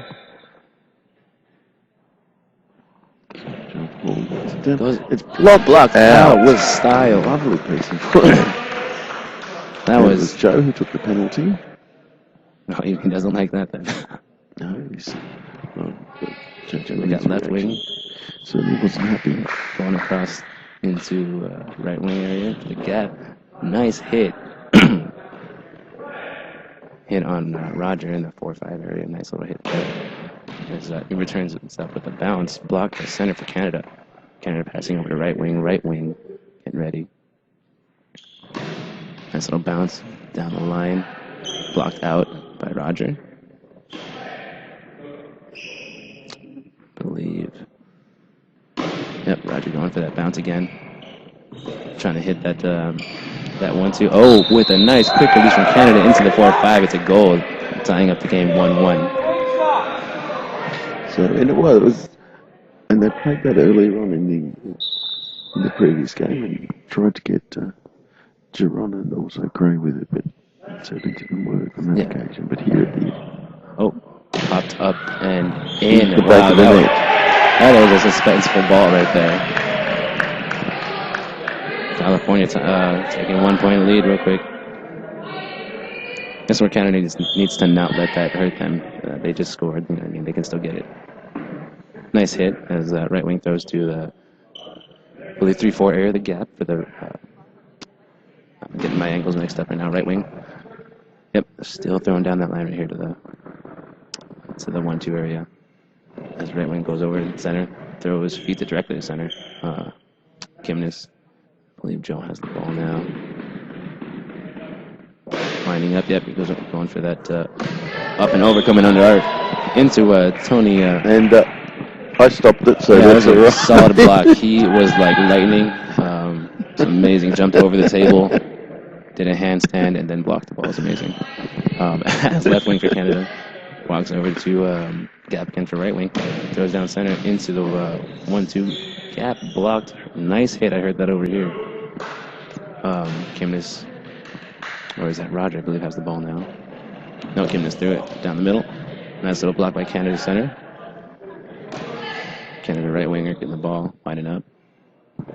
Nice little throw down the gap for the 3-4. Roger answers it back with a goal.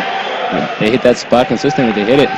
And this is where they were scoring, being scored on Canada in the last game in the same spot by Gray, who was had an absolute blinder of a game. Yeah. But he was scoring in that one area against them all the time. So. See, and then I don't know if it's strategy or just they didn't know they were hitting the same area. Do you know what I mean? Yeah. Well, that's right. It could be either, but it worked. so there's a timeout. Yep. And we've got currently 4:27 left with 3-1 is the lead to the Crown over Canada at present. So the winner of this match will win the bronze medal. And then, of course, we've got the final between LA Locomotion, and they will be taking on... I think Geron and Gray, right? In That's the Locomotion side, Okay. yeah. Yep. And I'm just trying to think who they're playing. Locomotion surprised me, honestly. As the ball is blocked by Canada's center. Passing over to the left wing grabbing the ball, winding up, going for that nice little slide ball, blocked by Roger.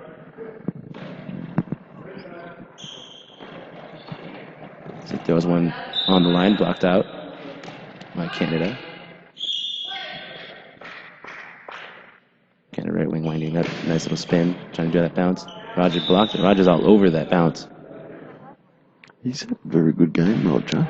I haven't seen him in like 2 years, and he shows up to this tournament, so I'm excited to see him. So I forgot how good he was, to be honest with you. As I said, he certainly has improved. We haven't seen Dan Morris on as yet. So I think he was playing last game in March, second half, so they might supplement soon. that's it. So, As the ball's dropped in, left wing going over to the center gap again. So, throwing down right down the center. Nice little block. Kimnis got it. Kimnis a quick return. Blocked. Center. Nice quick return. You gotta be careful with those. Kimnis blocked that too, man. These, I always love to see if they're gonna keep that pace when they started. Quick returns. oh, a magnificent ball thrown. Yep. And it was as flat and straight between just to the right-hand side of the centre as we're looking at it, so the left of the centre from the far end. That's what you call an oh shucks ball. Yeah. Well, I don't know what the shucks would be the word that I would generally use, but I will. We're on the Certainly radio. on the radio. I want to be nice. But this will make it tough now for Canada. 4-1 down with just over 3.5 minutes to go. If that wasn't pressure enough, you know they're all in their heads trying to, Well, this is right. So, and, well, we'll just see what happens, because it's certainly not over by a long chalk, but no, of course not. There's still time on that clock. it could go away very quickly from them if they let another goal or two in. Left one winds up throwing down the right on the line. Looks like a block by Joe Hamilton. Nice hit too. Joe's answering back in the center. Nice little bounce. Blocked by center for Canada.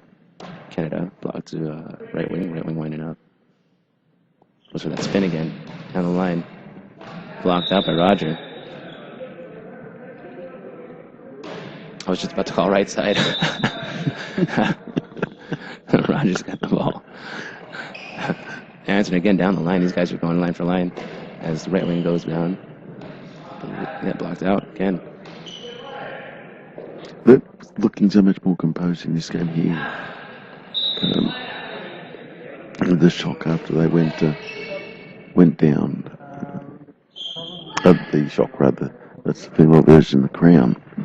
After they went down. Yeah. In the semi-final, so I was surprised. I was.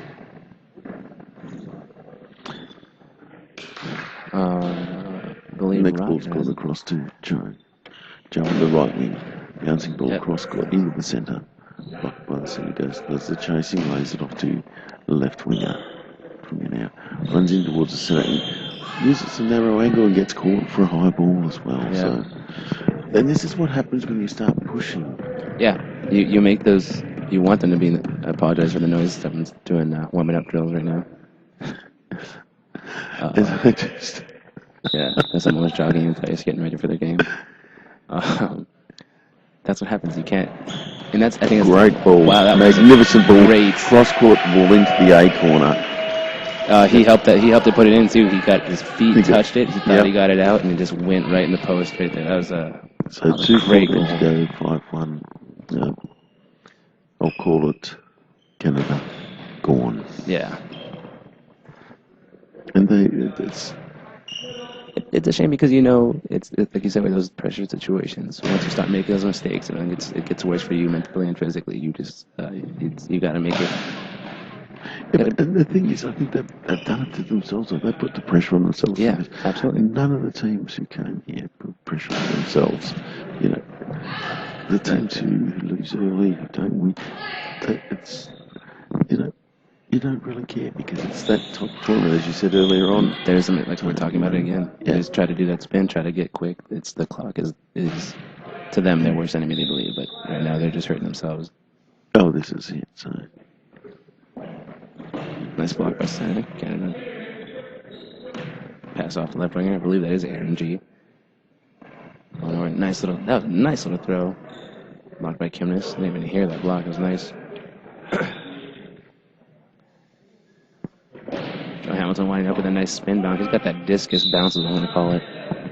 Yeah, he does. And he said, now I believe it was a timeout. Yeah, I think that. Oh, I think it's yeah, you see, that's a substitution. I think look fine too. But it looks like Dan Morris is going to come on. Probably for either Joe or Roger. And so I'm just having a look to see. No, it was a timeout, so. Okay. But no, Dan not coming on yet. And just over a minute to go. And as soon as we hear the result of the other bronze medal game, we will let you know. Bouncing ball. Careful. Roger with the ball now off court. Yep. Coming in now. Goes with the Nice narrow angle. Yep. Blocked by right wing. Right wing going down. We're going line for line again. Roger's not with it. Well, he's with it. He's not having it. His crown throws out at post. Whenever that was a beautiful spin almost on the line. Blocked by Hamilton. Hamilton passing to... Oh, passed out. Yeah. That's it. A deliberate pass out. But was done in the right spirit of the game by calling and then at least throwing back towards that area. Down under 30 seconds to go now, and bronze will go to California Crown. With, just 26.4 seconds remaining in this game. And of course, we've got the bronze medal games between... Quick release back down center. High ball, there it is again. And I understand the passion, though. I understand why he wanted to do it.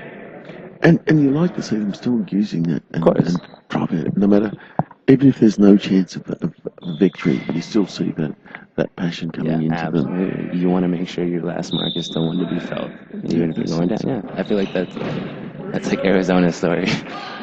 And blocked, so nice piece of work there. That was a beautiful block. I believe it was 2-3 area, but still beautiful nonetheless.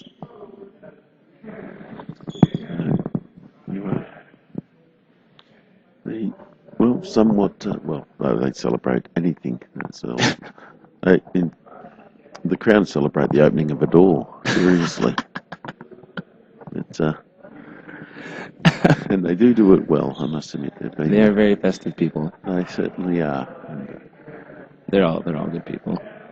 Yeah, as I said, it's been a great... That's what LA is for, though. This is where you see the people who truly love the sport come out. Yeah. Run around, hooks ball back. Go for the line shot again. So we've got... Nice little bounce. I believe that was Hamilton. Blocked again, going down the line. Back to Hamilton block. And we're good, everybody. Bronze winners for 2014 are California Crown. And of course, I've just seen the Mayhem walk past. The Mayhem, and they'll be taking on the Down Under Divas Black for gold in around about 5 minutes or so, I'd imagine. So what we'll do is we'll put some music on. And welcome back to the Locomotion tournament in LA. My name's Tony Telfer, and I'm joined again by the Goose himself, Matt Hines. Hey, Tony. Hey, Tony. How you doing? Good, mate. Look, I'll be completely honest. I'm completely biased in this game, and I make no apologies for it. Australia all the way, huh? Yes, even though they tell us we're not supposed to say Australia, but the Down Under Divas black team, who are Australian. Geography girl. is a universal That's right. thing. Yeah. That's it. So, Why are we just going to make up a country? Is Down Under a country now? no, but we are down under. Yeah, but well, we're not. We're actually on top over here. Is Down Under is Down Under recognized by the UN as a country? Not when I last looked. I'm not sure where they're located. They must be down under, down south. Anyway, yeah, we got a great game coming up. We've Two great gold medal games coming up. Yeah. So the gold medal game is between the California Mayhem and also the Down Under Divas Black. And the Down Under Divas Black team, of course, is Grace West from the ACT, Sue Ann Hansen from New South Wales, and Amanda Dennis from Atlanta via, we'll say Tasmania. Yeah, Tasmania needs some goalball representation, right? That's it. And the Mayhem, of course. So we're waiting, just getting the final instructions now. Look, to be honest, I don't know who the Mayhem team are off the top of my head, but here we go. Anyway, Dennis with the ball. Amanda Dennis, first throw. Flat ball, bouncing ball, but defended by the left winger for the Mayhem. Picks it up, throws a flat ball, aiming into the down the line, into the A area. Picked up by West. Grace West. Into the centre though, too much centre ball. Blocked on this occasion. The ball now pumped off to the left-hand side. And a high ball has been called on number 1 for the Mayhem. Now, who do you think would take this, Matt? I'm not a betting man. I mean, yes, I am. I'm taking Amanda. Yes. Okay, so we've got Amanda Dennis with the ball now. Hooks it back across and into the corner. Goal to the Divas. Definitely tried. Yeah, no, well, that's it. But that's it. Good start for the Divas. We've got quite the little contingency over here by the broadcast area. Yeah, I know. We've got more people here than anywhere. I know. We're like the most popular crowd here. That's right. The next ball. It must be my American ways. Maybe. Dennis from the set, just right of centre. A cross-court ball, blocked forward by the right wing. He picks it up now. Comes in, goes down the line. And of course we've got down on the left wing, Sue Ann Hansen, yeah. With the ball. Yesterday's birthday girl. Yeah. And now, ball's loose but running across the court. Picked up and just a quick throw back because of the time factor. And it's going to drift out. Well out. Ball dropped back in now. Amanda Dennis goes across, takes the ball. So, fast flat ball, but easily picking for the left winger for the Mayhem. Comes in now. Right-handed throw. Aiming for the down the line. Grace West picks the ball up cleanly. She's come on leaps and bounds, Grace, on this away. So this ball's into the centre and easily picked up. Great for her parents being here, seeing her compete like this too. Oh, sensational, yes. And as I said, she scored a goal against the Aftershock in the semi-final. So yeah, and that's huge. Aftershock is the 4th place team from Nationals this year. That's it. Sue Ann Hansen goes down the line. Just defended and blocked forward by the right winger for the Mayhem. Goes in there and puts the ball out straight away. Dennis walks across court to take it. Sue Ann Hansen ducks in under the goal. Don't duck too much, you might stay in the goal. And Dennis now, same from the side where Sue Ann Hansen would be. Bouncing ball, it's loose into the back of the net. Another goal to the Down Under Divas. That was a great ball by Amanda. It was a great ball. It's really hard to stop that when you're at even your best defensively. Yeah, no, well, this is right. It almost looked like it just almost cleared the top of that girl. It just barely scraped the top of her. It did. It was just that little bit of bounce. Ball now thrown into the midriff of Grace West on the right wing, and it goes out. Grace now throws a slow ball, which will be easily picked up off the feet by the winger, passes across to the right wing. Behind the centre play goes for the discus throw, bouncing ball down the line. Blocked nicely on that occasion by Dennis. She goes back, takes the throw. high ball. She threw it between her legs and it just lost complete control. So Amanda Dennis now to take the high ball. And, well, it's a chance here for the Mayhem. Yeah. It's gone across to the right wing. Takes it through. Goes down the line. Is she going to get there? Yes, she is. Amanda Dennis got across too easily. Yep. Yeah, it wasn't that hard. And that's you got to bring your best throw when you're throwing a penalty shot against Amanda. Yeah, you certainly do. Right. Sue-Ann Hansen with the ball now. On the left wing. Comes in. That's good, but thumps it into the ground, and it's just easily, but still not controlled as cleanly as you would like. No. From the centre, No. she passes it off to her left, her right. They go, takes the pace in. This time blocked forward by Dennis. She goes back, comes in now. Throws the ball, but straight down the centre, but gets a bounce, but goes straight up in the air and lands down in front of the centre for the Mayhem. Centre player throws straight through. Blocked forward by Amanda, passes back to Sue-Ann Hansen. And we'll give a shout out to Sue-Ann's husband, Grant, actually, who we'll be listening to this year and also having a look at the videos. And should be very, very proud of your wife, Grant, and what she's achieved. Over here, it's Grace West now with the ball. Throws the ball down about a metre in from the sideline.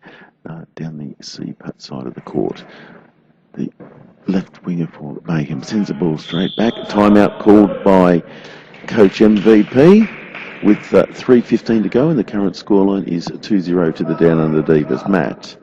Well, I think what you see so far is Amanda's taking full advantage of her ability to throw a great bounce ball in this court, and unfortunately the Mayhem had an opportunity to draw a goal closer and give themselves a little bit of breathing room as far as not feeling like you're down and out of this game. As you know, a game against Amanda Dennis 2-0 can seem like 8-0 in some ways, and so it's just they needed that. They weren't able to perform. I'm curious to see what Coach MVP sees here that he wanted to call a timeout for.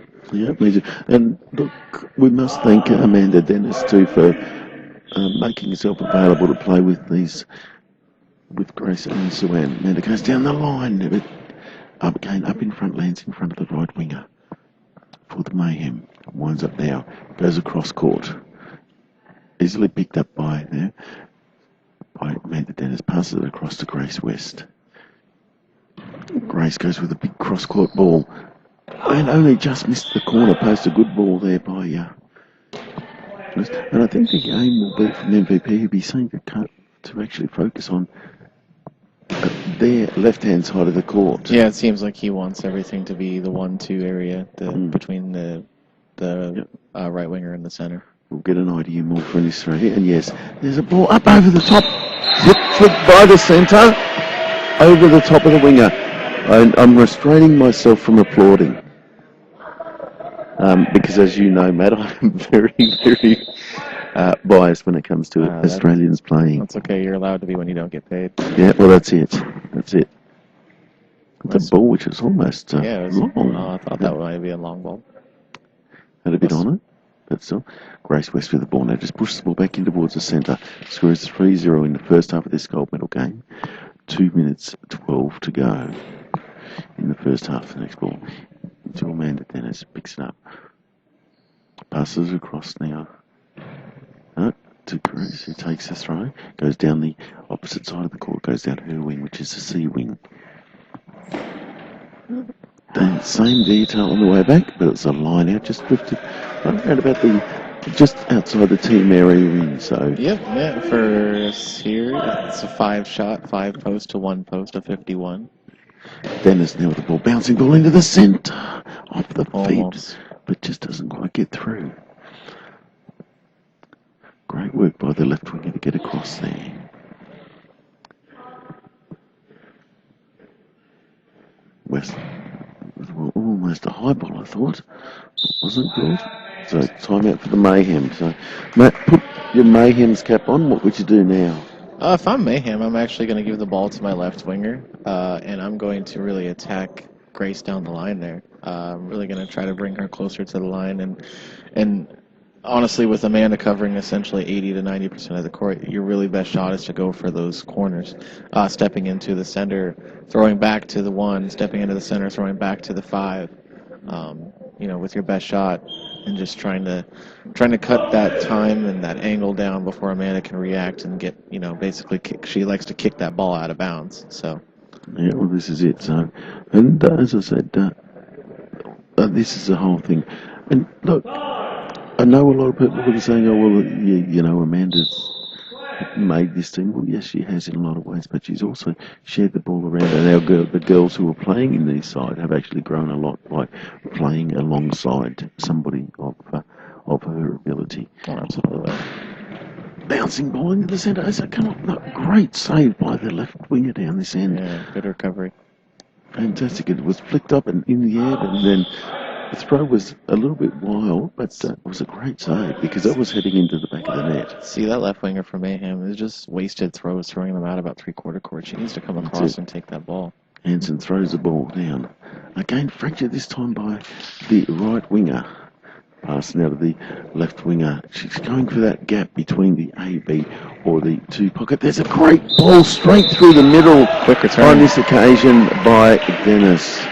Straight into the back of the net. It went through untouched. The score is now 4-0. Oh, we got a couple minutes left here? 3 minutes? 40 seconds. Oh. 47 seconds to go in the half. I'm being thrown off by that 7-minute half. So, here we go.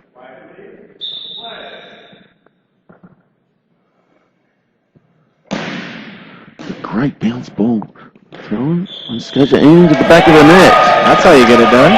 Yes. It always makes me wonder whether they want to see the Divas lose or they want to see Amanda Dennis lose. I think everybody wants to see Amanda Dennis lose. Maybe bring her back down to reality a little bit. Hansen with the ball now. Goes across court. Off the feet of the centre. Passes it across to the right winger. They'll be trying the same throw again. Into the girl that goes again this time here. Picked up on the second bounce by Dennis. Goes with a quick throw back. Into the centre and blocked out by the right winger. So, go now. Cross-court ball. Picked up nicely by Dennis. Passes it across to Grace West. West with the ball now. Goes in. Ball towards the centre. And that's half-time. So at half-time in the gold medal game, we have the Down Under Divas Pink 4 leading the California Mayhem on 1 in this gold medal match. And good performances. Bouncing balls. They're working for Mayhem. Yeah, absolutely. I mean, that's where they needed to go, was the corner, and they were able to get that bounce just right. Amanda's... We might actually, what I might just do, as I live with you, Matt, but I might just turn around if people are going to yell that loud, that close to us, I might get them to move because it's actually distorting our recording just a little bit because they're so close to us here. Yeah. So I'll leave it with you for 1 second. But yeah, basically the thing is right now is that the Mayhem, they have to keep going for those corner shots like they did there. 4-1 at the end of the half, against Amanda Dennis. That's, you can't really, I guess, ask for a lot more, but the girls on the corners, Sue Ann and Grace, they're doing what they need to do. Being able to, in Amanda's situation, you can cover so much of the court, but you also need to be able to trust your wingers. So they can do that. They can cover their wings. So anyway, we'll just get a quick break in the action here. We'll get set up. Coming up in the gold medal match, we have the Locomotion team that we saw earlier. We'll play a repeat of the first game of the tournament against the Cyclones. So that'll be an exciting gold medal match here coming up. Who's your tip, Matt? In that game, I think that Jerron and Grace team are going to come back with a vengeance. Honestly, I didn't think they should have lost that first game of the tournament, so I think they will too. I think they'll come back, and I think they'll kind of put the hammer down a bit. So, yeah. But Abel and Josh have been playing really good. this tournament, and so we'll see how they respond to that.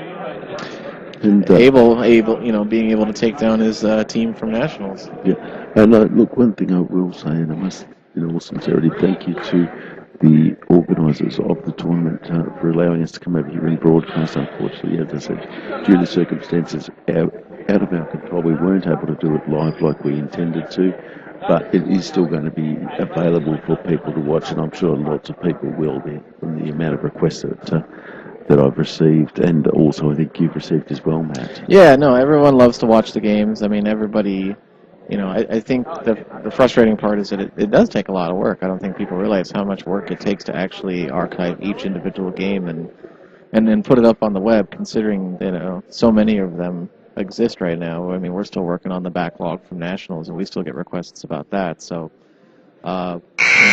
hopefully, in the near future, we can get caught up and get all the games from nationals posted up and get all these games posted up. Just had a notification here that the high ball from the 18 is up. That was the last high ball show that was done, but here we go. So we're getting back into this next game, or the second half. Divas up. Mayhem with the ball now. A bouncing ball. A long ball has been called. Yep, long ball. I think it's only a matter of time. They got to start pushing the line to be able to compete in this game. So you might as well go down, any way possible. But Amanda's going to take this throw. It's going across to the right wing. Flat fast ball down the line into the back of the net. Lovely ball. Shortest way home. Yep, shortest way home, quickest to straw. Yep. Look, I don't agree, Matt, because there's no goal difference. It makes no difference in a gold medal game, does it? No. So, the next ball, diving save by Amanda. Had to move to her right. The last minute, Grace West with the ball. Grace now throws the ball into the BC area. Doesn't get through. It's certainly big Grace West's highlight of her goal career. I was actually thinking that earlier. I mean, this must be like a huge, thing for her to be doing this at her age and competing like this and making a trip like this. It's just really important for all these girls. Yeah, and I think that's I guess what a lot of people don't realise initially, certainly back home. So. Well, I mean, one thing we've always talked about, Tony, is the only way you get better is you play at different competition. You play competition outside of your country, and these Australian women, they need to get out of the country and play. Next ball's been blocked by West on her line. Play other women from other countries. Yeah, and that's right. That's what's going to happen. Play with women from other countries too. Yes, definitely. And that's the thing. Next ball, cross-court ball by Mayhem, picked up by Dennis. Walks across to Grace West's side of the court. Goes for a discus throw into the centre, though, straight into the midriff of the centre player. Lays the ball off. And just to push back, Suan with the ball now. Came in, no fairway, right-handed throw. Goes for that gap and doesn't quite find it on this occasion. So, it's up. Young Cuggles just walks across in front of us. Grace West with the ball now for a nice save down her line. Comes in, throws the ball about a metre inside, went straight down. But easy pickings for the left winger in the front. Goes across court on this occasion. Sue-Ann Hansen dives across, loses control, but maintains it and gets it back again. So great effort there by Hansen. Goes down her line, drifting a bit. A timeout for Mayhem with 4:47 to go. So, and the score still 5-1 in favour of 5-1 in favour of the Down Under Divas. Yeah, you really just feel like they're in control of this game, and even when Mayhem seems like they've got a few good shots off, they just Amanda and the Sue-Ann and Grace just kind of stomp them down, And that's it. And look, a lot of props in this year's got to go to their coach, Mr. RDP, yeah. And also to Darren. And to Darren for being available, coaching, and off the court as well, helping out and doing everything he always does. He's always a great guy to have around, and of course, Savannah heading home tonight. And could be around a few hours for her. Yeah, could be. It's Yeah. successful. Next ball, across court ball. Dennis sticks out that left arm and stops the ball. It goes back to the right-hand side of the court, spins back and swings the ball back across, but doesn't quite get through on this occasion. Didn't quite get the angle that she wanted to bring it to through the BC area. Cross-court ball thrown by the left winger. Cleaned up by Dennis in the centre, lays off to Grace West. West on the right wing. Goes down the line. Just a late tail away into towards the centre. Doesn't quite get through on this occasion. Pass across to the centre, straight ball down. And it's just pushed from where she was. Goes with a quick return, but into the midriff of the left winger. Loses control of the handle of the ball. Passes to the centre, who throws wildly, and the ball goes out around about the halfway line. So Murray reminding his players that it's to dictate their own pace, not to get caught up in that fast-paced game. yeah, and that's what they should be playing to. So Hanson with the ball now. Going for the 8-metre gap. Just a little bit too much across. Next ball. So from the left wing into the centre. Dennis picks it up. Going to try the same shot again. Goes back to the right side of the court. Does a spin. And this time doesn't knock it back, but actually aims for the A corner. And it's pushed wide at the post on that occasion by the right winger for the Mayhem. The throw across. They lose control of the ball. Dennis regains it, passes to West. West now pushes the ball down the court, looking for that gap between the B and C. Doesn't find it in this occasion. Discus throw, bouncing ball, high ball has been called. Now she's withdrawing from She was way too far out on that one. Now the interesting thing is whether Amanda's going to take it, and it looks like she is. As both girls step back off the court, and so Amanda Dennis with the court. She's in the centre. So comes in now. Goes with a flat hard ball and into the back of the net. It was a good attempt by the Mayhem defender. They certainly got a piece of the ball, but just not enough to deflect it wide enough. I actually think that Amanda was aiming to put the ball a little bit wider. And didn't so. Right, the current score with 6-1. 3:02 to go. Yes, 6-1 is the score. The ball back with the Mayhem now. Right wing with the ball. Bouncing cross-court ball. Dennis knocks the ball wide, but just pushes it wide. You can either get out, or words to that effect from Amanda speaking to the ball. Grace West with the ball now. Again, the same throw.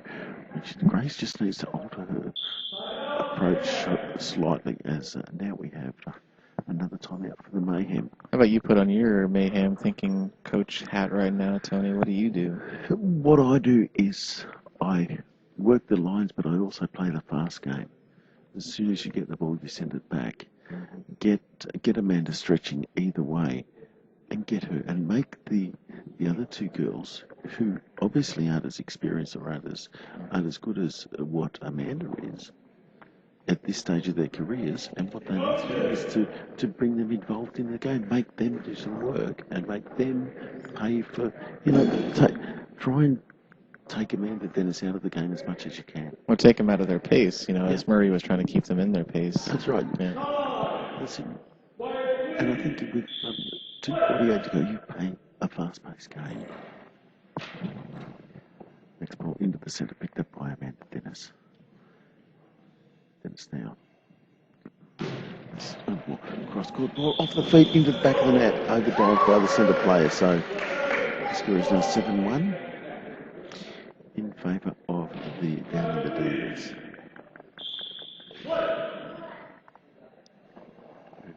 Sends the ball down, and Dennis pushes the ball wide and out. Sue Ann Hanson with the ball now. Comes in, goes across court, and just ran across the line, but ran straight and was lucky that it did not on an angle, otherwise it was in the back of the net. Grace West with the ball now. Comes in, cross court ball into the centre. Pass off to the right winger. Big cross-court ball and just missing the corner post. That's what they should have been doing before. So into the final 2 minutes of this gold medal game between the Down Under Divas and also the California Mayhem. So now we have another ball. It's sent back. There's a quick return and they've almost overdived on that occasion by Amanda. She obviously thought that was going to be coming and she's pushed herself too far. And luckily was just able to drag herself back a touch. Next ball is in the wide throw, missing the A post bar quite comfortably. So 1:32 to go. Grace West with the ball now. Comes in. Almost close to a high ball, yeah. Yeah. I believe that's Mayhem's last time out. So time out Mayhem. With 1:26 to go. They need a 10-point shot. They don't need a miracle. And that's so I'm just trying to. I've got one ear open to try and listen to what Coach MVP is saying. So, what are you seeing in this game, Tony? What have I seen and what do I see? What do you see right now? I see a very promising young upstart team who are going to do great things in the future, who just happen to be facing one of the best goalball players in the world. I totally agree with that. And you've got no argument from me. That's unusual. Yes, it is. Mayhem with the ball. Bouncing ball, aiming down that line. Dennis gets across there, picks the ball up, runs back into the centre. Walks it back to that side of the court once again. It's ball's loose. Oh, gee. Scramble across the back of the court. Goes off, bouncing ball again down the line, but this time it's out. So Warren out with 1:02 to go. This first of the 2 gold medal games you'll see live and exclusive on the Disability Sports Network. And, I can use live because we're actually doing it live. Well, technically we are live here. It's just being replayed later. Yes, there's a off the feet of Dennis, but pushes across in front of Sue-Ann Hansen. Sue-Ann on the right wing. A nice ball, cross-court ball. But easily picked up. She's got a long way to go in the goes with her own pace. But for somebody who's been playing for a shorter time as what she has, she's certainly impressed and improved at this tournament. As Grace West has improved massively at this tournament. And that's why the exercise was well worthwhile. So, now, something is now, let's see, they're 10 seconds away from a gold medal, and congratulations to them. Yeah, and congratulations to Mayhem for a great tournament. Yes. Oh, it was most definitely. Well, I think it's got to go to all the teams who competed as we wait for this. And congratulations to the Divas. Well done, girls. I won't applaud and be seen to be too biased, but I am a little bit. And Aussie. I'm very proud of the performance by the girls. It was a really, really good effort. And as I said, sometimes you don't get the result, or the scoreboard doesn't belie the game, does it? Yeah, absolutely. And that's but congratulations to both teams on a good performance, and also to all the women's team who took part in the tournament. And speaking to a lot of them, they'll certainly be back next time. But we've got a big one coming up, mate. We've got the power game coming up. Yep, we do. Yeah, we got great matchup coming up here. We got Locomotion and the Cyclones in a rematch. First game of the tournament taken by the Cyclones. Now let's see if Locomotion can get back on. Yeah, and see what take happens. it back to them. So we'll get to that game shortly. All right. Well, let's go back and play a little bit more music. And welcome back to the Locomotion tournament in Los Angeles. My name's Tony Toff. You're on the Disability Sports Network, showcasing the ability in disability. We've just seen the first gold medal decided, and a big win to the Down Under Divas Pink, who defeated the California Mayhem by 7-1. But now we've got the game between the LA Locomotion against, as I quickly scan my memory bank. It's all right, man. It's been a long day. LA Locomotion versus the Cyclones. Thank you very much, the Cyclones. I knew it had something to do with You're normally wins. on your ball. It's okay, man. One slip up, nobody's going to fire you. That's the beauty of being a boss. You don't get fired. That's right. Ah, dear. And of course, now I've just had a request from Matt, and we might as well speak on air. We're about blurred lines directly after the show. Are we going to be doing one, Matt, or are we going to a recap show this evening, do you think? Oh, Lord, I haven't even I forgot all about that. I mean, man. Well, we'll play it by ear. Oh, yeah, I think it's going to be... This will be recording anyway, so, but if people are aware, then we will let you know in relation to blurred lines, and if we do one, it will be a wrap-up show. Now, for the Cyclones, in the centre down this end, it looks like we've got Josh Wellborn. The centre on number 3, I'm not sure who that is. 3, that's Abel Del Toro. Oh, Abel, yeah, Abel. And who's their other player? Is that Alan? That's Alan. Alan? Yeah, Alan. That's my name. Alan. That's my middle name. Alan. Yeah. You know, I was thinking... Abel's gone on to the left wing. Yeah. Josh is going to play center. Yep. And Alan right. Sorry, you were thinking? Oh, I'm thinking we might do blurred lines next week because we will be playing this. Yeah, that's fine. In America and Australia. Yes. And so I'm thinking we'll have the wrap-up show next week so we can play this the next, day or so on DSN. To be perfectly honest, that suits me fine. I thought you might have a couple of beers tonight. I was going to say, I thought you might be okay with that. I think we both deserve a rest after the running around we've been doing this week. And we'll get this out of the way first, but thanks to you, Matt, for your work at getting things organised, because once this is over, we're going to be starting packing up, so I can get things packed up relatively quickly. Yeah, absolutely. Thank you for coming over, and everyone else, I'm sure, thanks you as well. Okay, so here we go. Abel Del Toro. Ball in towards the centre. Black blocks it. Black with the ball now in the centre. Off Wellborn's feet, goes forward as MVP has joined us. Actually, I might see whether MVP would like to call this half. Okay, so I'll hand over to you, and you can work with Matt. So here comes Maverick. Great, thanks. Maverick and Goose. Back on game. Part 2. The way ball comes down into the middle. Pick Josh just went one hand to that to the left. Yeah, making it look easy. Black kicks that out. It's just back to Gray now. If Gray can throw anywhere near what he did in the semi-final, his team's in with a huge chance. Out about 3/4 court. And they're obviously tagging the right winger. Who's the right winger, number 1? That's Alan. Okay. Yeah. Alan's a relatively new player. Yeah. So Abel has the ball now. He's going back behind Josh. Runs and throws. Bounce ball, but straight out. Yeah. When you get throwers like this who are so offensively gifted, that pinpoint accuracy, I mean, it's everything in this game. Yeah, and that's what Gray seems to have out there. He's probably the most accurate thrower, so he needs to really be able to assert himself early in the game. See, Drawn just tries to power through. Yeah. Oh. Hidden goal. It just inside corner. Doesn't get better than that. Beautiful post ball. Cross court from Gray.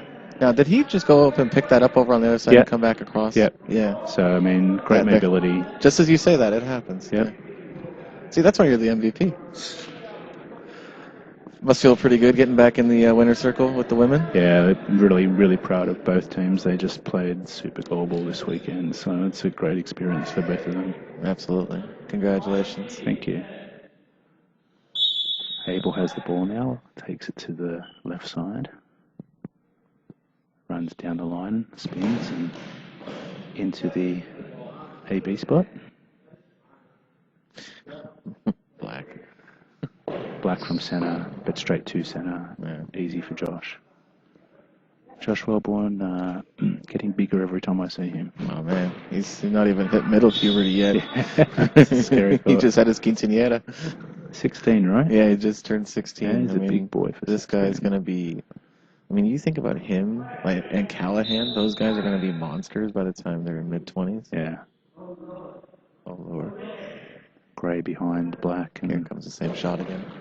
back into nice work there by Allen. A little too much into the gap side of that shot. Yeah, just stretched out with both arms. Josh spins and throws into that gap, and Andrew gets that. Black now from the middle. Spins and throws, bounce ball, and Allen again pushes it forward for Josh, who passes off to Abel.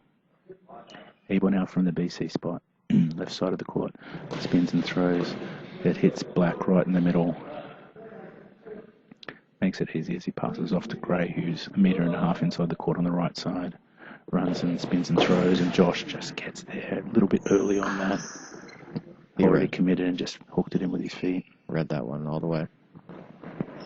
And again, just straight down to Black, makes it easy. He's up and spinning and throwing. And that time Josh kicks in front of Allen. Passes back over to Abel. Needs to go. And does, and Black goes the wrong way. Still lucky, though. Black goes the wrong way and kicked out by Gray. Yeah. Good backup. You know, from a coach's perspective, I'd be more excited if the Cyclones try to take advantage of that 5-post area right now. Oh, they have to go there, don't they? Yeah, instead of trying to hammer it through Black and Gray. Yeah. Both sides opposite. That's a spot for sure. Although Allen's been good in that gap so far. For Cyclones, he's able down the left side line. Just basically already stepping out when he threw that. Yeah. Sometimes he has a propensity to do that, but mostly on the right wing. So it's unusual to see him on the left wing. Now Black has the ball. No, actually Gray has the ball. Walks into centre. Big bounce ball and scores. Long ball. Yep. Big loopy bounce. And Josh just had no chance. So where do you go with this from a coach's perspective on this penalty shot, Mice? Then you have to get him going the wrong way. They're taking it from the middle.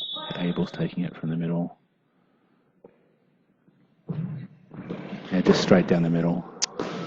Too easy. Yeah, that's not the way you do it. You've got to either go down the line and get him going to that line and then hook the ball across, or you've got to go from the centre and hit a post, especially against somebody so skilled as Gray. Yeah. Black now with the ball. I want to see Black move around more than just taking shots from the centre.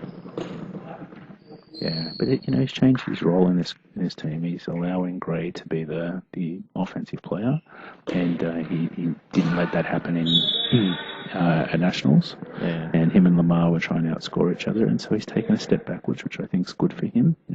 Yeah, I mean, I get that, but it's about setting up shots for Gray more or less, instead. Well, everything I'm seeing of him is just throwing the ball in the center. Yeah, you know what I mean? It's just his wild delivery stride as Gray takes the ball behind Black now and throws from the 2 into the 4, and well born now with the ball straight into that gap. Blocked. And didn't know where it was for a second. Black. Andrew just got the ball out of there. Yep. And now Allen's passed the ball across to Abel. And Abel goes back to Gray's post, but Gray's there. This is the first time I've actually seen Gray play in person. I'm very impressed, Matt. Yeah, he's got a lot of potential, a lot of upside. How old is he? He's early 20s. Yeah. Yeah. But he's not a national No, citizen yet, right? he's Albanian. Yeah. Immigrant, and if he gets his citizenship, that just gets scarier for USA. Oh yeah, he'd be. And Josh, lucky there, just flipped it up. Looked like it was going to go over, but went out. Just flipped it over to the side. Yeah. Allen with the ball now from the right side. Yeah, I'd definitely be thinking that if he got his citizenship, he'd be straight into that USA men's team. Just held on to it. Yeah. Looks like they were waiting for a call, maybe line out, but there was no line out call made. So I bet you one's going to take this. Yep, number 1. Allen will defend this. Give the Locomotion a chance to go up 2-0, I think. Gray has the ball. Yeah, it's 1-0 right now after 2 minutes and 17 seconds left in the first half. I mean, Gray's just going to pound this in as hard as he can. Yeah, you think Gray's going to go to 5 here? Yeah. Although it is Allen's corner, so he might go 1, but he might go back where he went before.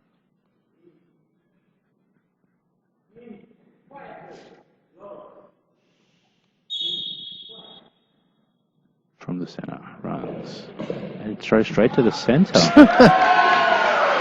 Unusual. These guys love to throw to center, man. What's going on? It's like an ego fest out there. That was a horrible throw. Very unusual from Gray today. It's been really pinpoint accurate. Yeah, that was pinpoint accurate to center. True that. Abel now from the right wing comes in and throws to Black. Still not testing that corner, that 5 posts, and that's where they gotta go. Yeah, it's a bit of an ego fest, in my opinion. Long ball again. That one on Black or Yep, Gray? Black. Yep, Black. I think somebody put the over-under on Black's penalties at 20 this tournament, so from what I understand, he's not come close, so good for him. Yeah, that's good. Well, they're playing center, obviously, throwing a lot less. Abel, I think.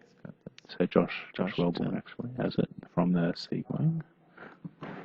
Cross. And overdove. Yeah. Yep. Go past his hands in the center. Yeah, he was diving to the right. Yep. Dive to the 5 and just overdived it. He was there and just pushed it in. So 1-1.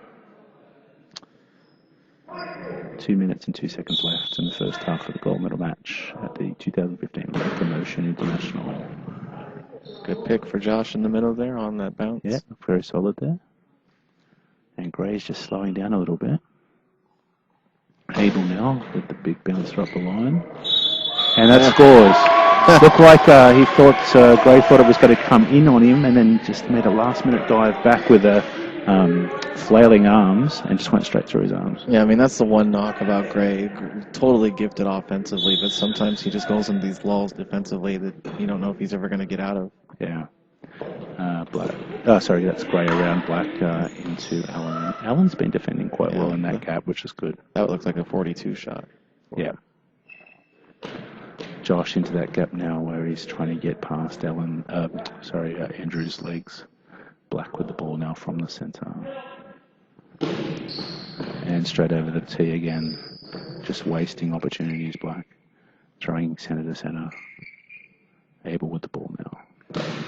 Across into Black's stomach, who bounces up. Just gets it. From one big stomach to another. You ain't going to get over that. Black with a nice discus throw in the gap there, but Josh gathers with his arm as well. Spins and throws from center, Josh. And again, into that BC gap. Or the 4. Gray now. Ball across Allen and nearly gets in. It's a great save. No. Looked like the ball wasn't all the way across the line and Abel pushed it out. But they've called it over the line. Not sure that it was all the way over. Oh, we need an instant replay. Where's the challenge flag? Yeah, definitely looked maybe like it wasn't all the way over. And the line judges were a fair way away, but they've called the goal. 2-2. 35 seconds to go. Abel with the ball from the C.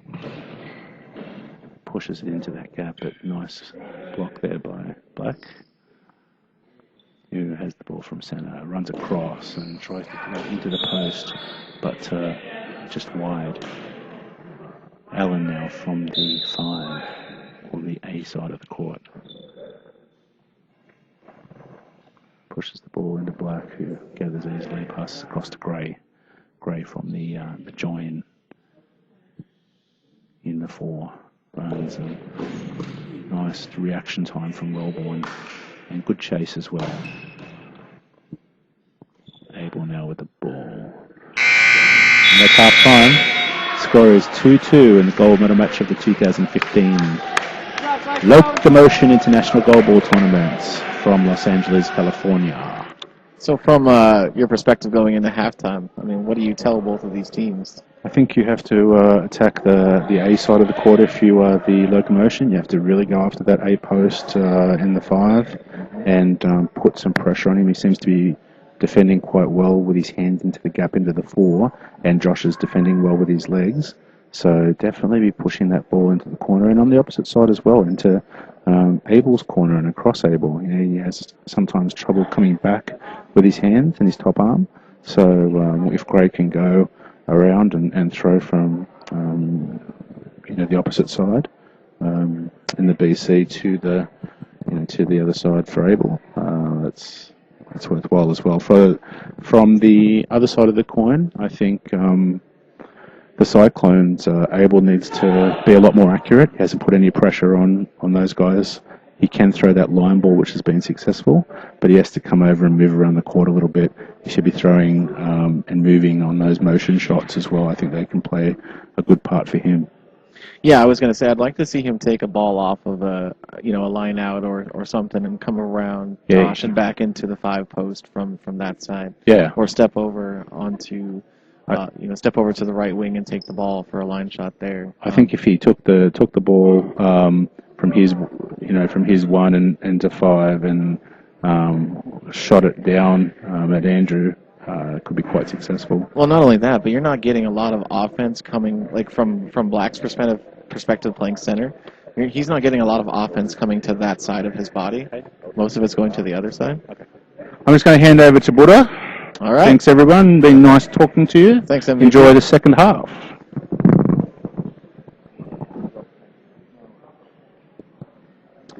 And we're just getting all set up here with Mr. Telfer, who's returned for his triumphant finale.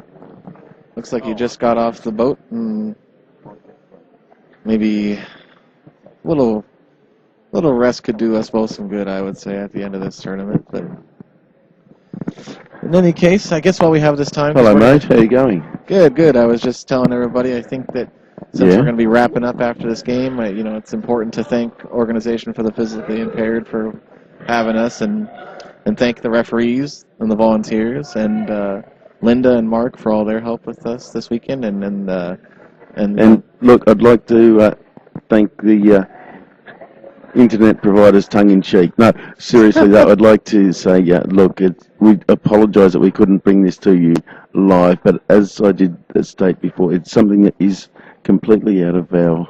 It's even out of control, the people who organize the tournament. Nobody knew that there would be a geo lock here in the area to not allow streaming services. So, but the most important thing is that we get this out there and people can see it.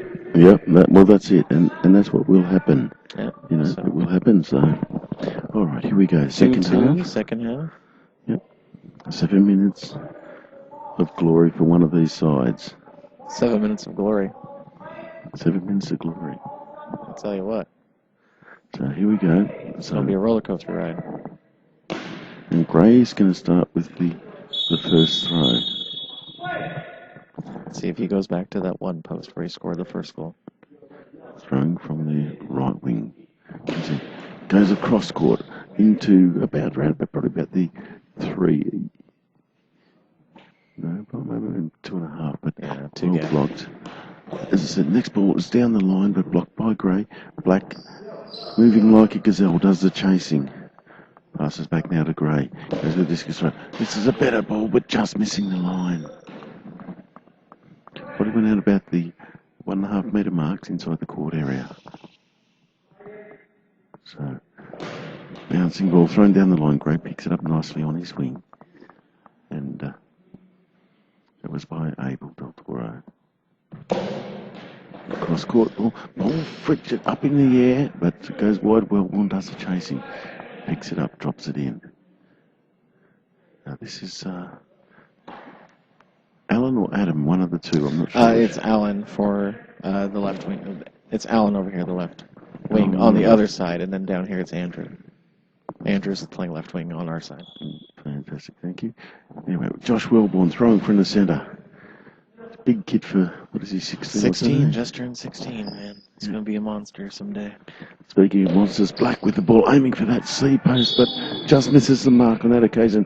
It's almost been a completely different Jerome Black in this these last couple of games that I've seen. I was telling, we were talking about that, how, this is normally Jerome, scoring 20 penalties a tournament. Now he's just being the leader out there and blocking and taking shots, and it's good to see. Well, there's a eye in the hand in the air. Bouncing ball by Black, almost, and now it's eye shades will be called. So 2-2 here. About 6 minutes left. Yeah, official time's been called, so Well, Jerron Black gets his blindfold adjusted, or goggles, or shades, whatever you like to call them. Anyway, here we go. We have Del Toro with the ball now. Fast flat ball straight through the gap between Gray and also Black. And did Murray say to you that all they need is another colour on their side? Yep. White. White. So there you go. So score is now 3-2. Gray goes to the other wing. If you're on the left wing now, Gray. Andrew on the right, Black in the centre. A little bit of confusion between the two of them now. Oh, wide ball on this occasion by Del Toro. Just missing the mark. Black comes over, takes the ball. Discus throw.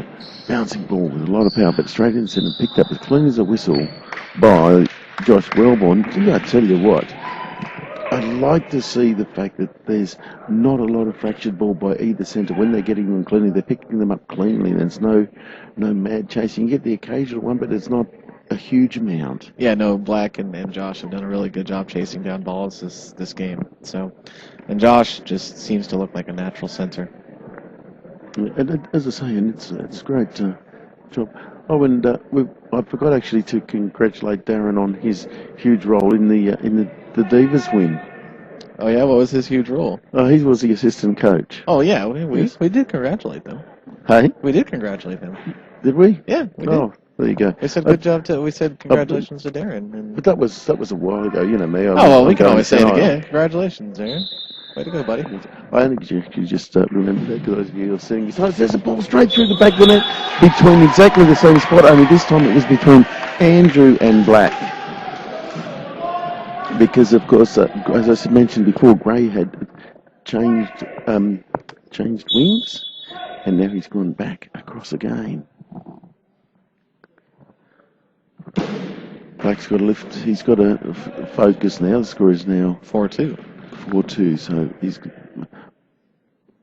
Blake's got to keep his head up because that's the best way to do it, into the chest of Gray on the left-hand side of the court as Josh Wellborn looks at it. He chases the next ball from Gray, which comes off his chest. Pass back now to Abel Del Toro. Abel going for the corner. And, I'll give him the benefit of the doubt and say that was really good judgment. Just missed the line, but Gray certainly did not move towards the ball at all. Goes another discus throw, aiming for that A corner. Doesn't get there. Wellborn picks it up and does his little dance. Up and down. Ball now thrown by Allen. Into the tree-like legs of Black. Black now goes with a quick return, but too much centre on it. It's a ball over. The ball will be coming into Andrew.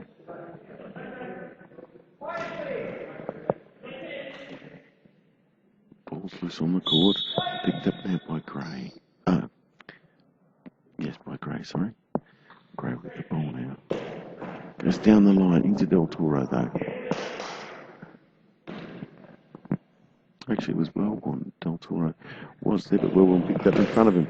There's a flick forward off the legs of Black. Well running free. Does a chasing. Passes it back to Gray. Gray now again aiming for that A post, but this time he's missing it by further and further. At present, Matt, look, they just don't look very accurate in the second half, or really look like they know what they're going to do on offense, and they need to really attack Allen in the one. So we've got 3:15 left in the second half. Ball's up, and is it going to go in? No, it goes across the front of the court. Blake does the chasing, and timeout called. Good timeout. So, timeout has been called. So, any thoughts, Tony, Mr. Arizona? I'm a little surprised that the accuracy of Gray right now. I don't think it's where it needs to be for a gold medal match. Yeah, Murray was saying that his accuracy has been really good coming up to this game. It's kind of a little surprising, but also for Black, he's not really taking a lot of risks offensively, which I understand. But they need him to make some better shots available for Gray. That too. Also, I think Black's taking on more of this LA tournament. And I know they got that young guy right there, trying to let him get some experience with it also and trying to take that leadership role. You know what I mean? Yeah, absolutely. Okay, here we go. So, back into the final throws of this gold medal game between LA Locomotion and the Cyclones. Ball thrown. That's how you Throw do it. by Gray. And we say that no matter how many games I've watched, no matter how many times you drum it into players, it's mistakes after a break in play. Yep, absolutely. And so 4-3 in favour of the Cyclones. Del Toro with the ball. Goes straight down the line of Gray. Straight down the A line. Gray moving to the centre. Comes in now. Runs out. And bounce straight into the centre, but Wellborn picks it up nicely. He's going to take this one himself. Josh Wellborn. Now, one of the brightest stars in the future. And into Andrew. Lays the ball straight off to Black. There to defend. Bouncing ball by Black. Black's Too much middle. yeah, he's Everything thrown in the middle. after this throw from up into the net and into the back of the goal. Bad luck, but a great effort. Good ball. If I was playing against John Black, Jerron Black, and I was Wellborn and picked the ball clearly, and if he'd thrown, I'd be hitting straight back where he was because he takes an age to get back into position. It's almost like he's admiring his throw. Yeah. Gray now with the ball, aiming for the AB, doesn't get through. Wellborn does a chasing, passes it across now to Abel Del Toro. Abel with the ball. Comes in now. Bouncing ball off the hands. Oh. And again, they've actually just moved Gray to the other wing again. And then they brought in The problem's not in Andrew. the wings. The problem is in the middle. Gray needs to go to center. Well, yeah, maybe that's what needs to happen, and maybe Jerron needs to just take some more throws. Well, defense is the problem right now, not offense. I understand that. But got to stop the bleeding on defense before you can get anything in on offense. With 1:48 to go in the game, 6-3. 6-3, it's time now that you take chances, you run the risk. If you lose by 5 or 6 goals, then so be it. But there's a chance you can get back into it if you take those risks. Yep. At the moment, they're playing right into the Cyclones' hands. Cross-court ball from Gray. Picked up by Oval. Oval with the ball now. Starting off court. Goes down the line straight out. Right at the referee. Yep. Watch out, David. Using up the clock.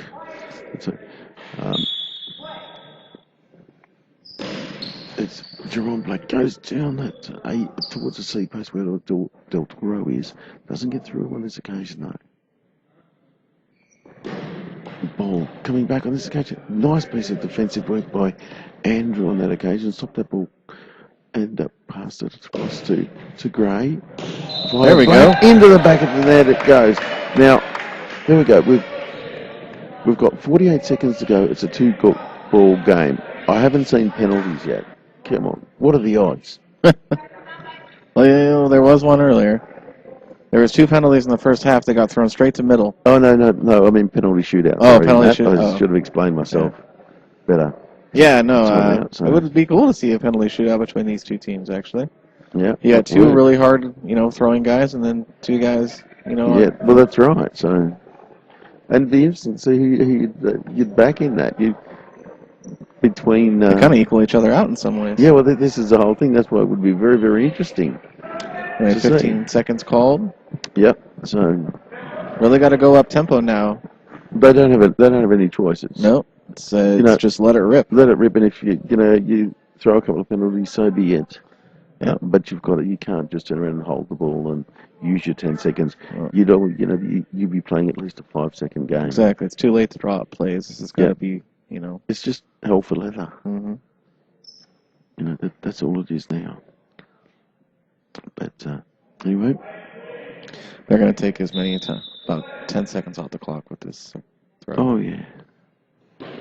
It's a ball, right? Back at the net by Del Toro over the top of Andrew. That's a killer. And that's not what they needed. So the score is now. See, knowing that's what they were going to do, I would have moved Gray or Black into the middle for that shot. Yeah. So, and then switch back yeah. on offense. Ball into the chest of Wellborn. Wellborn picks it up. I think this is going to be game. Throws the ball into the centre. Black down. Great. Gotta go. Taking too much time off the clock. There's a high ball has been called, so... All that for a high ball. Yeah, well, this is the whole thing. You just go with the They'll decline quick show, so... They should decline it. The show and go. I would have declined it. Yeah, I'd certainly decline the penalty in this situation. Yeah. Take the time off the clock. You've got a 3-goal lead with how much time? 21 seconds. This is about ego then. Yeah, I think you're absolutely right. And it was just thrown. They gave it to... No, I tell you what, they gave it to... They gave it to Allen. They gave it to Allen, and, well, fair enough too. Yeah, well, he's done his job. Yeah, that he certainly has. Gray with the ball now, rushes in. Should have been doing this, 30 seconds ago. He was in defeat formation. Yeah, it is now. Yeah, certainly. Down the line, into the back of the net, another goal. Great effort by Allen. Actually, it was a great effort by Black, Andrew rather, but it was a great effort by Black to get as close as he did because it was Andrew was right on his post, and it came off his hands in the end. But Black got across and just pushed it into him. So, that's a high ball. High ball. You heard that too, right? Yes. With 3.9 seconds to go. And look, I'd like to thank the organisers for allowing us to come and broadcast out here. And Birdie looks like she's lost something. She's lost 11 feeling. Thank you to Muzz and to Tony from Arizona. And goal. So it's off and into the back of the net. So the score is 8-4 and 9-4 now. 9-4 now, yes, it will be. But it doesn't actually, as I said, sometimes it just doesn't belie the game. It's a game, set and match. And that will be game. So congratulations to the Cyclones on a great win. And congratulations to Jose on organising a great tournament. That's right. And to Matt for getting the scheduling and everything else, and to everybody who's assisted, and a huge thanks to my wife for letting me come and take part in this tournament.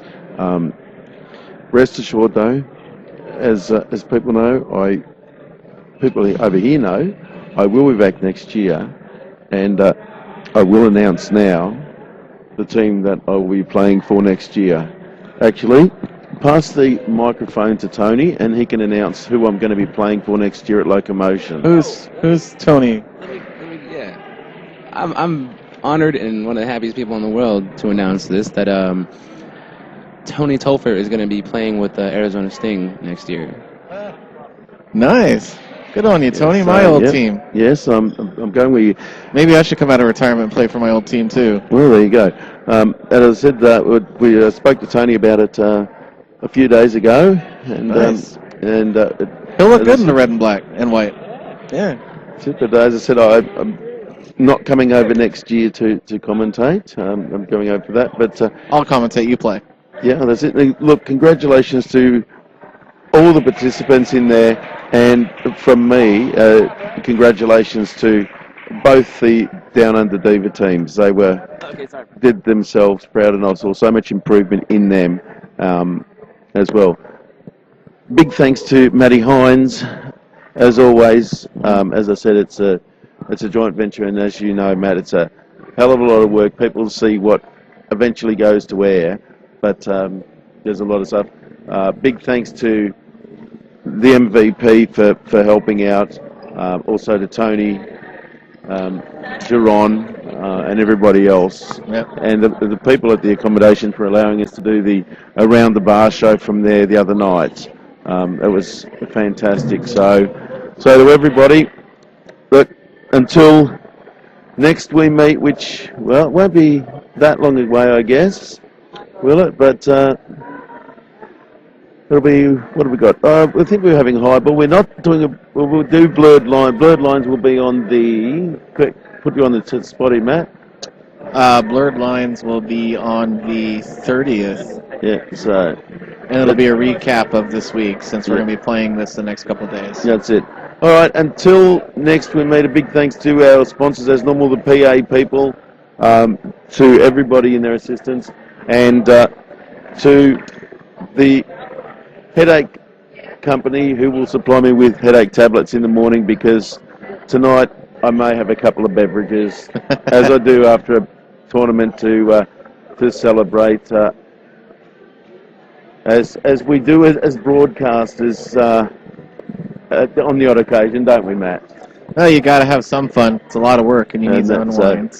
But and once again, I do apologise that we couldn't do this live, but it was something which is completely out of our control and the organising committee's control. So until next time, I might leave you with one of my favourite songs, and this is From St Kilda to King's Cross.